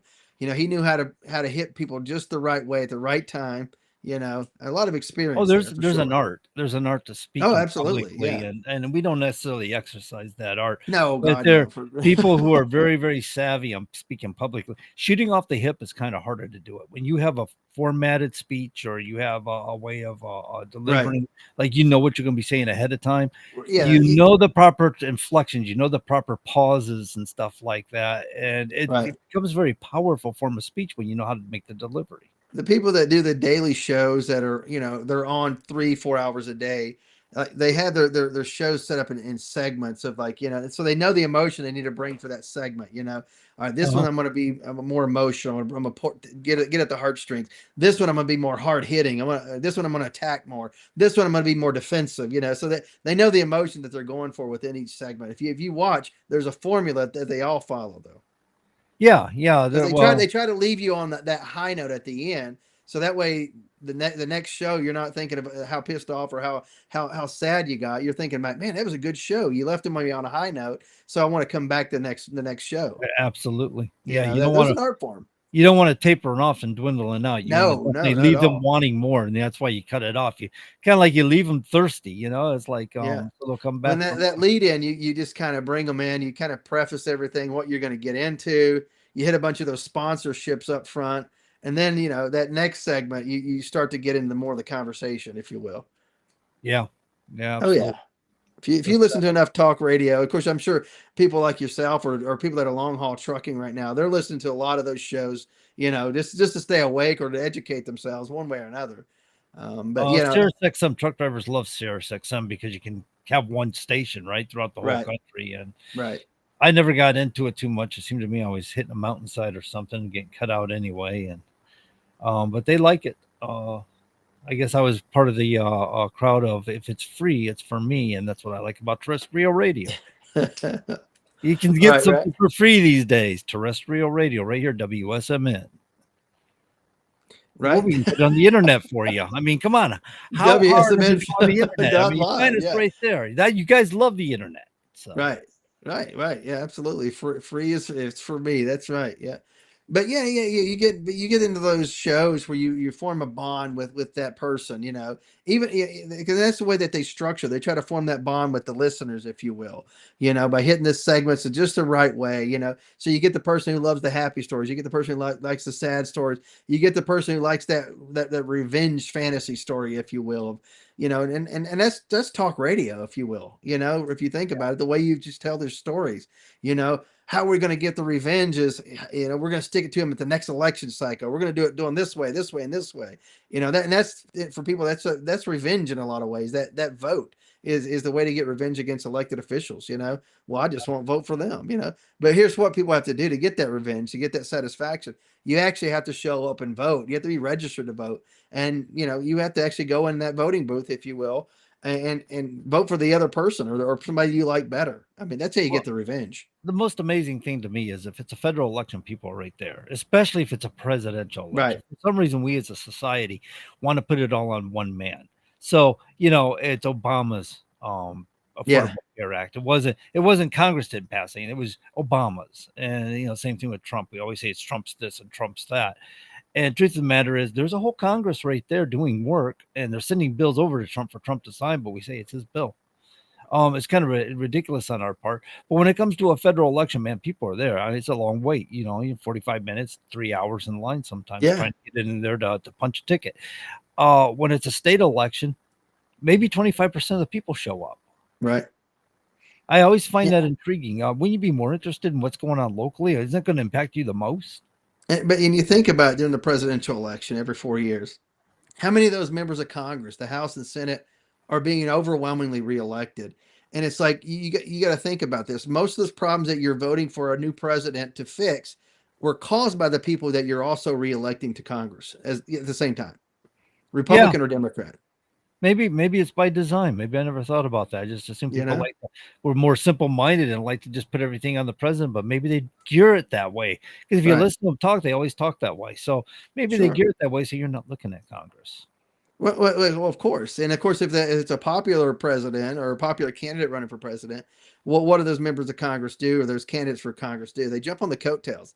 Even if they don't even have an endorsement from the person, they still get on the coattails on the off chance that people won't care to even check if there's an endorsement of that particular candidate. Because guess what? I'm endorsing this presidential candidate and their policy. So therefore, it's sort of a tacit endorsement to me, even if they haven't said the words.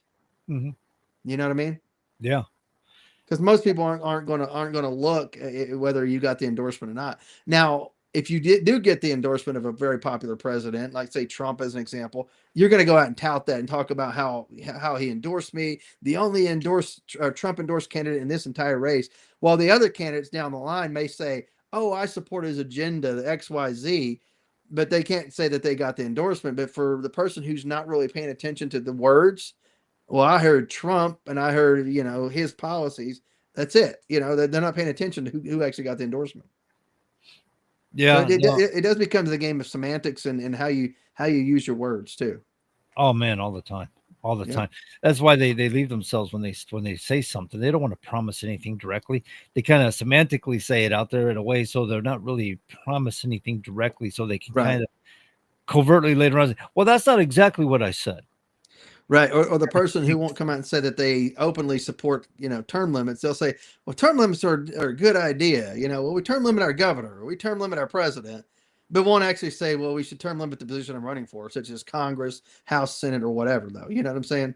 Because they don't want to get into that situation where it's like, oh no, I'm in my second term and I only promised 3 terms. That's not a long time. I need more. So they don't want to put themselves in that situation. Yeah. To me, it's cowardly though. It is. I've seen people they didn't win, but they adamantly said, I'm going to restrict myself to 2 terms and that's all I'm going to stay in for. But they didn't win, so we didn't get to see him prove it. Right. Oh yeah. Yeah. And or people that talk about term limits and it's like, well, you've been in office for you're in your 4th term now. How are you talking about, and it's a 4-year seat, like a local county commission. It's like, well, I support term limits, but you've been in the county commission 12 or 16 years. It's like, I don't think that you do. You can't really say that. I'm sorry.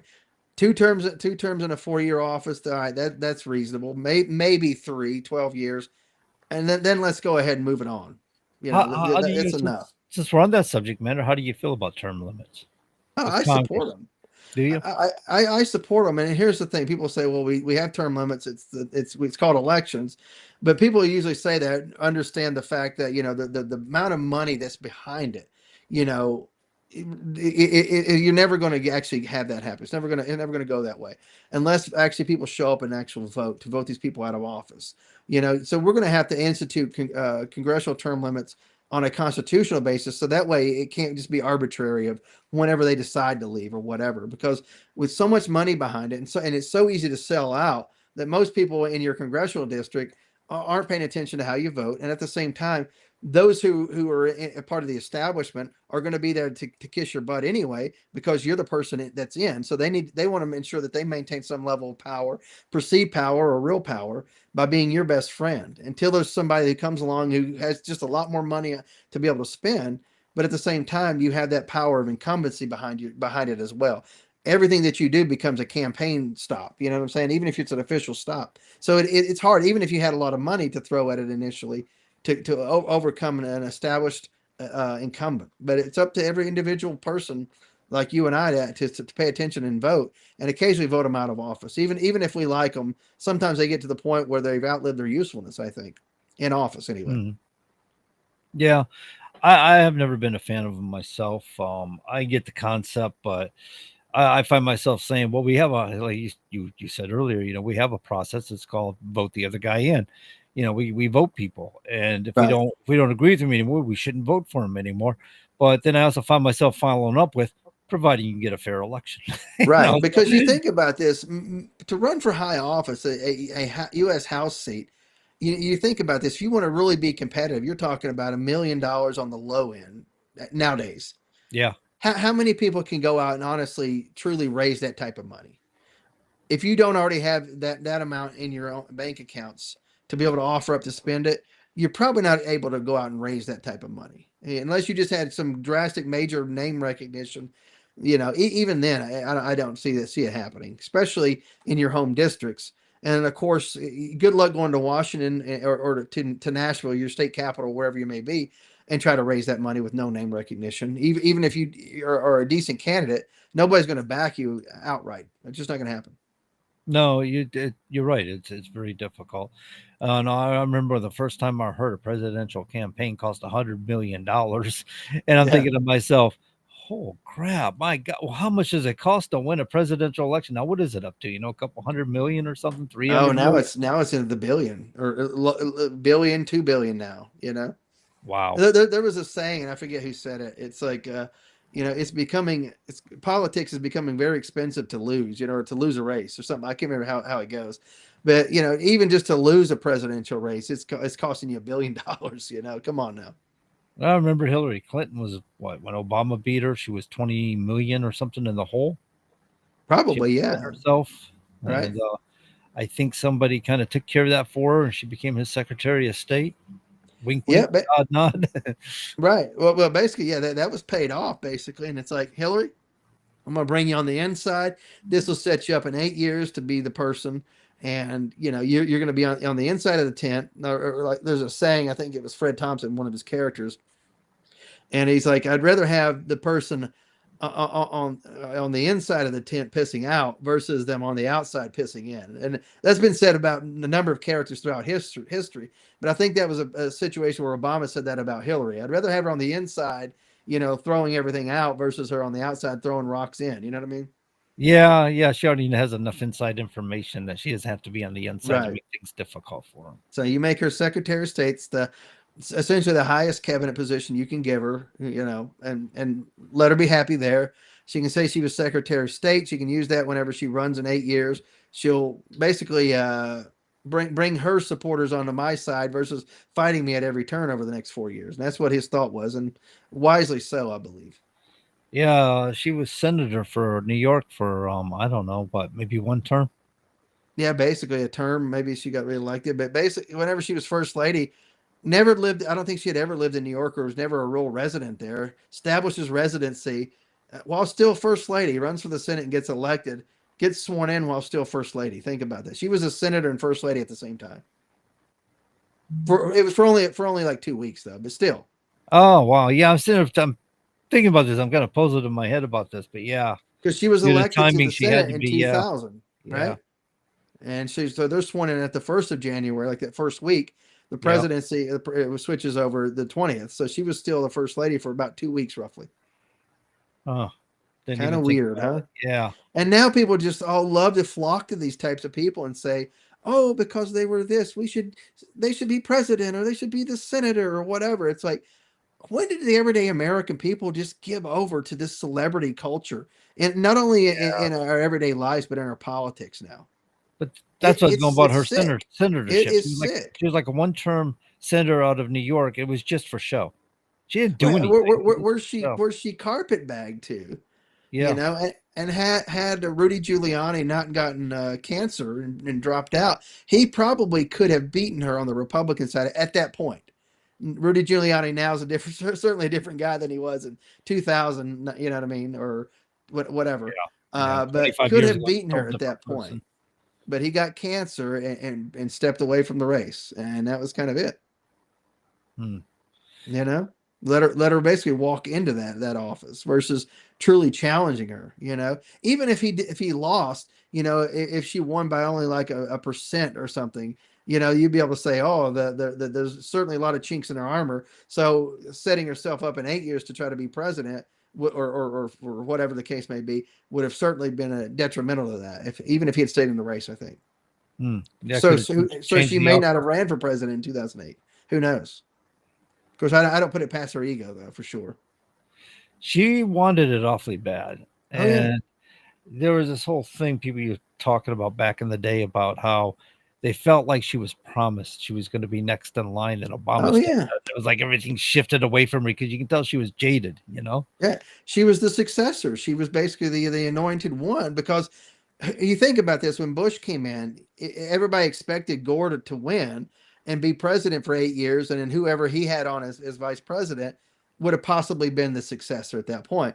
And whenever he lost it like he did, and as close as it was, with all the issues with the hanging chads, et cetera, in Florida and the Supreme Court, all of a sudden it's like, wait a minute, who's next? Oh, it's going to have to be Hillary, because she has this wide name recognition. She stood by Bill, who left as a popular president, despite being a reprehensible human being, left fairly popular as president, by the way. Yeah. So I think she was the only Bill played it pretty well when he was president. He didn't.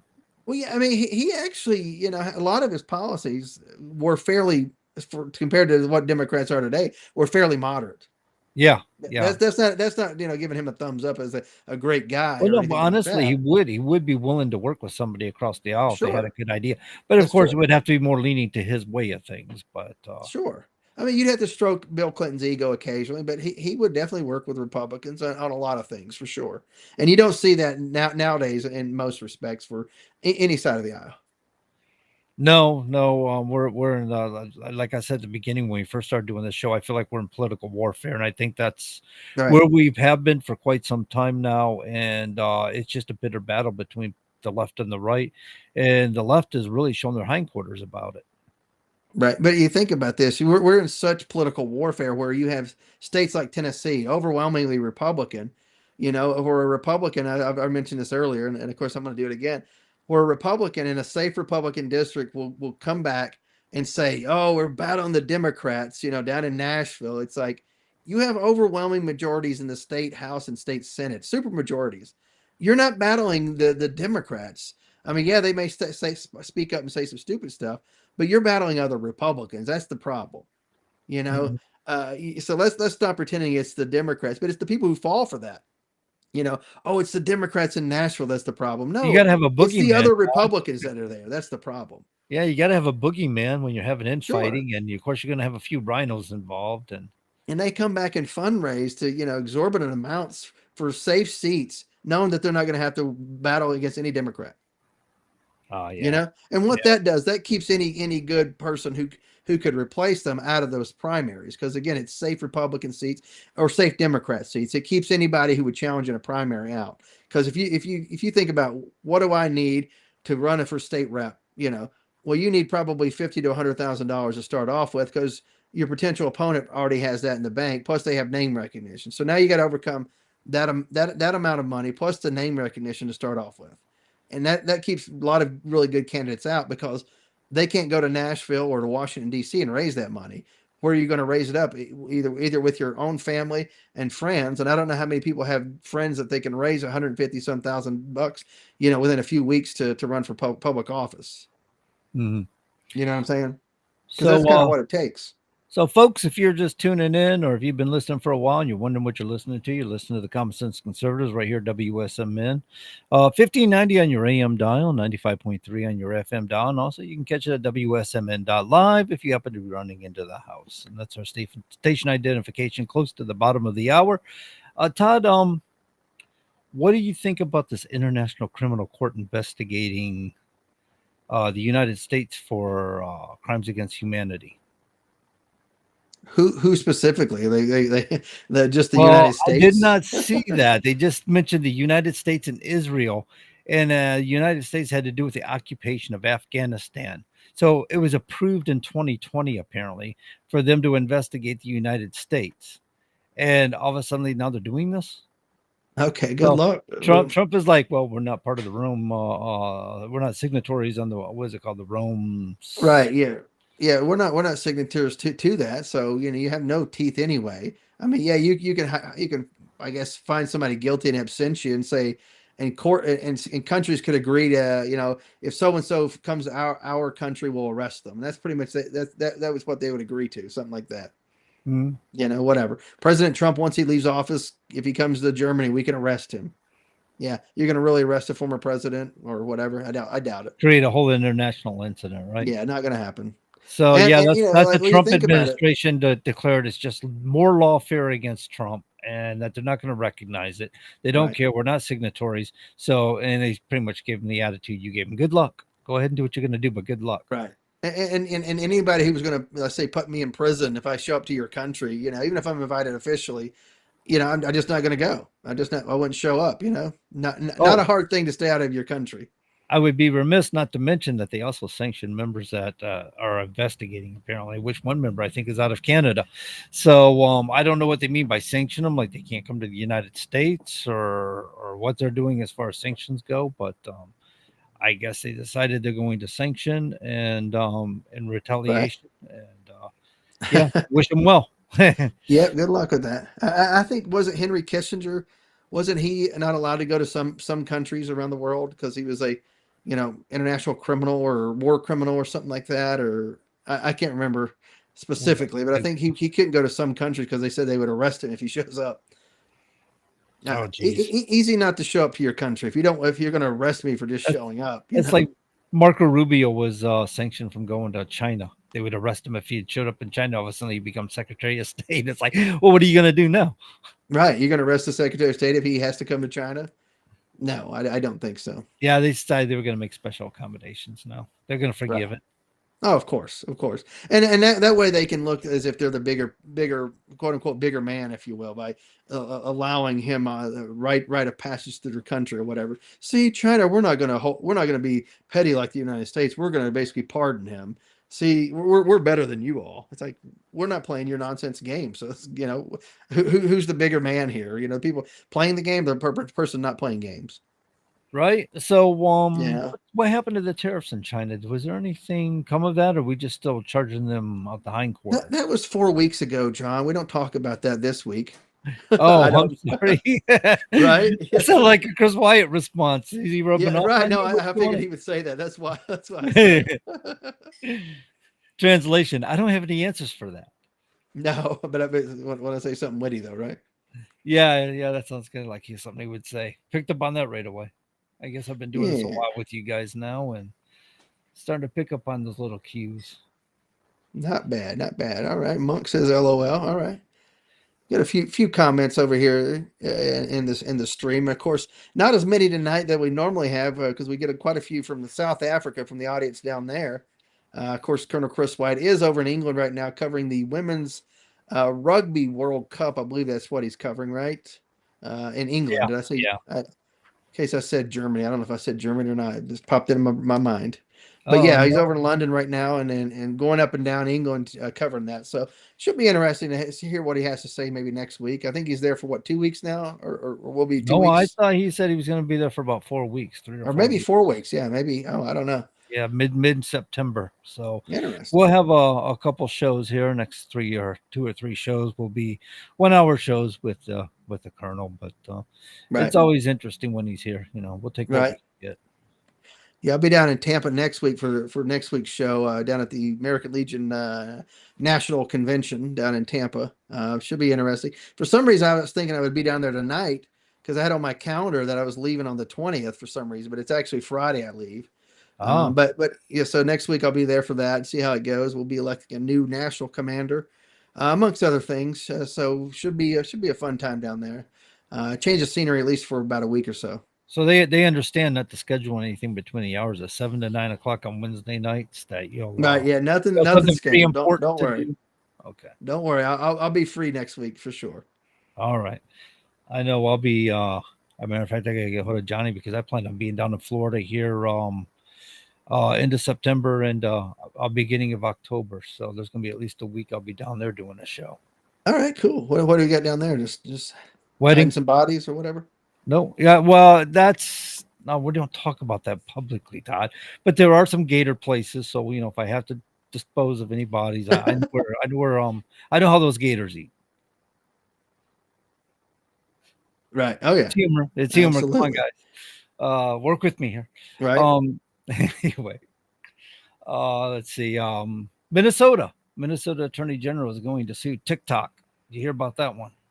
No, just tell me more. Tell me more. So Minnesota Attorney General decided he wants to sue TikTok. Let's see, for preying on young people with algorithms. This sounds like a sexual assault. Preying on young people with algorithms didn't sound right to me. Anyway, Minnesota Attorney General Keith Ellison has announced that the state is suing TikTok, alleging that its features violate state consumer protection laws.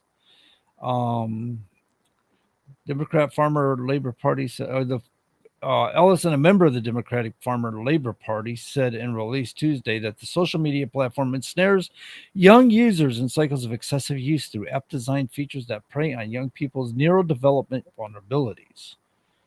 Uses multiple features, maximize users' time spent on the platform. So they're trying to say that he referred to it as being like the nicotine of this stuff is digital nicotine. That's what he referred to it as. Yeah. So Yes. he's trying to align it with that. It's creating addictiveness and stuff on technologies, purposely to keep young people engaged in the platform. Obviously, the platform is going to make money on advertising and things like that. In fact, that people are using it. If people don't use it, then it's not going to go anywhere. I don't know when he says young people, if he's talking about anybody under 18 or if he's talking about 25 to 18 or, 18 to 25 or what he's talking about. I don't remember if TikTok, they used to have a age limit and I thought it was 18 originally, but maybe they've lowered it. I don't know. Yeah, I mean, it's all a bunch of garbage anyway, for the most part. Social media, I mean, and it's human beings who use this stuff. I mean, in such ridiculous ways, and they flock to some of these accounts that just don't put out anything productive or constructive. It's mostly just nonsense, and people just flock to it and make morons millionaires. I don't understand it. But this is where people get their news from. Well, I heard it from Joe Rogan or whatever. That's.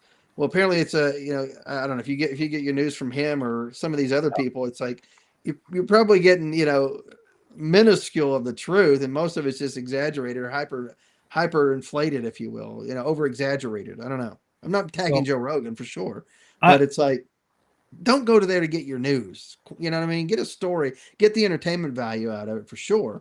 If he's interviewing somebody of interest, by all means, get that story.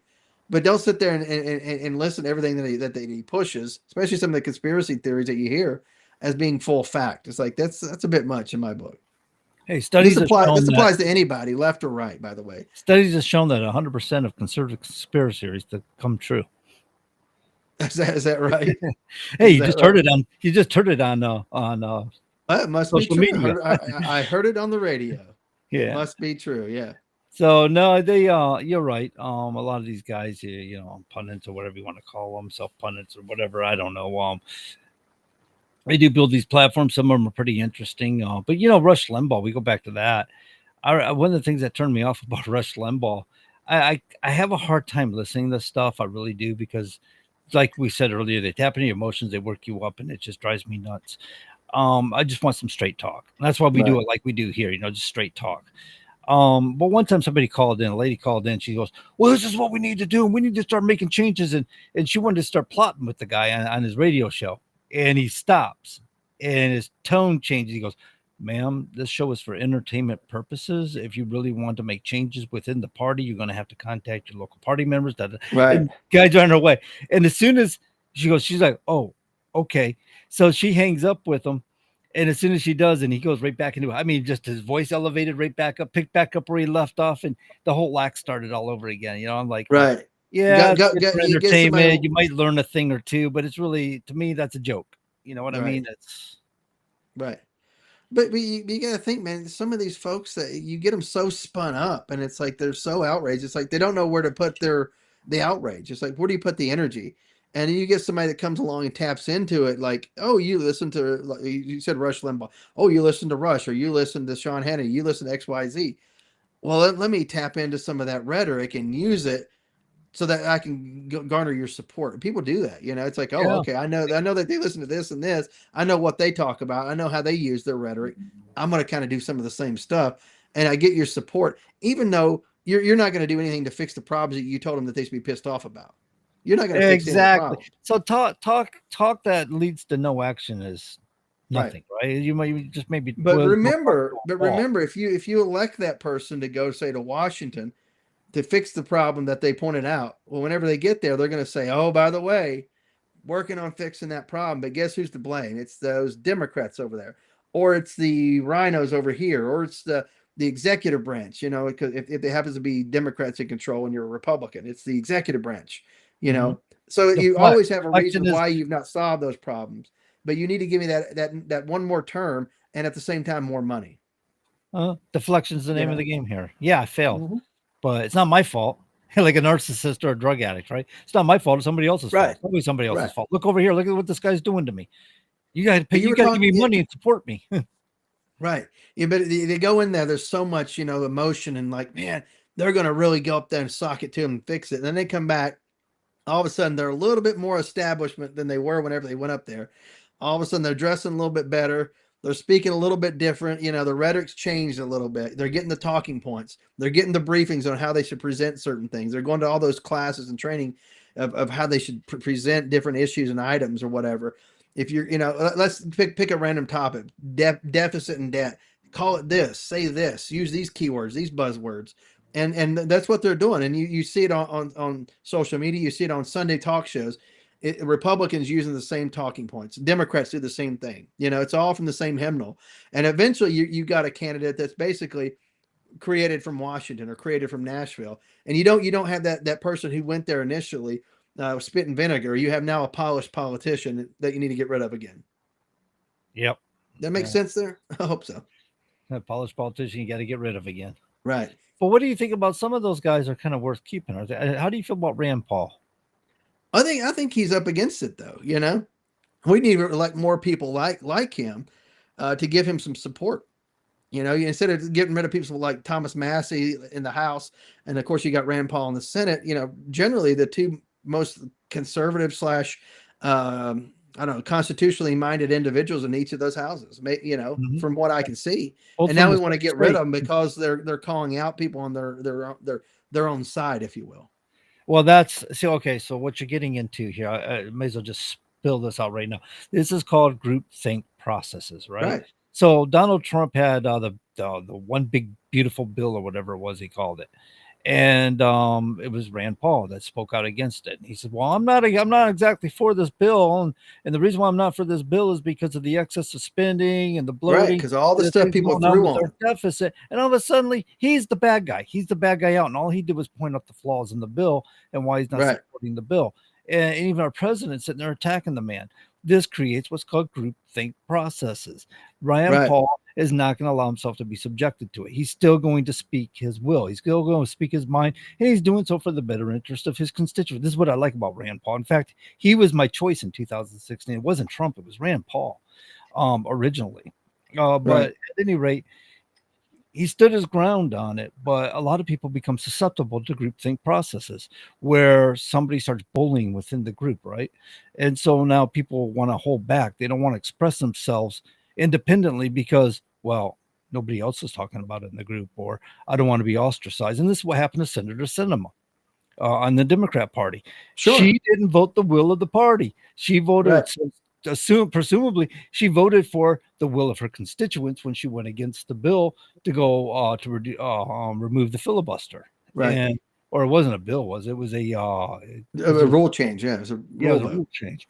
So at any rate, she went against it, and it was widely known. So the Democrat Party censured her and basically run her out of politics as a result. Whenever your party censures you, basically they're saying you told the truth against the party. Basically, whenever your party does that.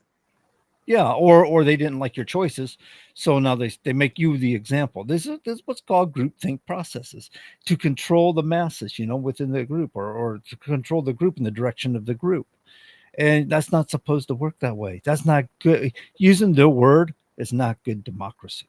Right. It's not a good democratic process.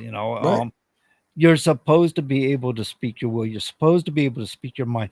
If you don't get fresh new ideas. If people are repressed from doing so, you remove the ability to have growth.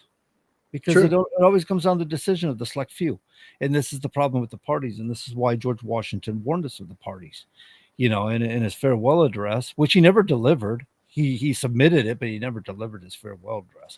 But he wrote it in his farewell address that political parties should not be a thing in the United States. I'm not saying word for word for him, but he told us that there will come a day when you serve the party doesn't serve you. He referred to them as factions, and that they will take over and be in control and be in charge. And that's what we're seeing today. This isn't about the will of the American people. It has nothing to do with American people.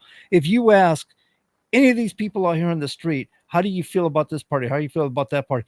Chances are they'll tell you they really don't feel like they fit in. They just feel obligated to belong because they can't find a place where they do fit in because the party was never addressing issues for you. Mm-hmm. Yep. I see it. I see exactly. And of course, you think about this, Washington, whenever he gave that warning, by the 1800 election, all of a sudden political parties were ripping the country apart. You know what I'm saying? With not even a generation later, it was just like the next election or so. political parties were just destroying each other. I mean, you had Jefferson on one side, you had Adams on the other, just going at each other. And of course, you had Hamilton and Burr and their problems that they had with one another too. That led to the infamous duel, right? The election of 1800 was referred to as the Revolution of 1800. Right, or the tumultuous election of 1800. Yeah, right. Yeah. Yeah, they actually referred to it like a whole new revolution that went on between Adams and, it was a and second Jefferson. revolution. But they were oppositional people because Adams was a Federalist and Jefferson was a statist. He believed in states' rights and that things should be limited in the federal Or government. anti-federalist, I think they call anti-federalist. them, right? Yeah, correct. True. Yeah. So Absolutely. he believed in states' rights. He was very staunch about it, and as president, he acted upon that. He left a lot up to the states. I mean, he was in charge of expansion and some military growth and things like that. But that's things that the government was supposed to be doing in his day. You know, it wasn't like what government is today. He wasn't going in these directions where they're going to convolute Commerce Clause so they can get away with anything. You know, and rip people's rights away. Right. Absolutely. And of course, really, what brought our nation together was debt. Essentially, and then what's destroying the country today is now debt, right? Yeah, it's funny. Taxes too. I mean, they fought a whole revolution over a 3% tax, and it's like, what are we paying now, man? If you add up all the taxes you're paying, you got your 23%, plus you got your Social Security, plus you got the excise taxes, plus the corporate taxes, because that indirect tax is going to get passed on to those, or majority of it at least. Either way, if you're paying the profits on the corporation and they're taking some of that to pay the taxes, you're paying the taxes when you make a purchase. Right. So, I mean, when you add it all up, man, you're probably paying 50% or better of your income is going into taxes. That's right. Yeah. Yeah. Paying more than our fair share in taxes and everything that we do on a daily basis, for sure. And Dan had a point. You know, this country used to run it wasn't just tariffs, but it was excise taxes. So excise taxes were the first form of taxes. That's why we had the whiskey rebellion. Because they figured, well, we have to get our money from somewhere. We got to create a revenue stream for this government. We just created it. So they created excise taxes. Right.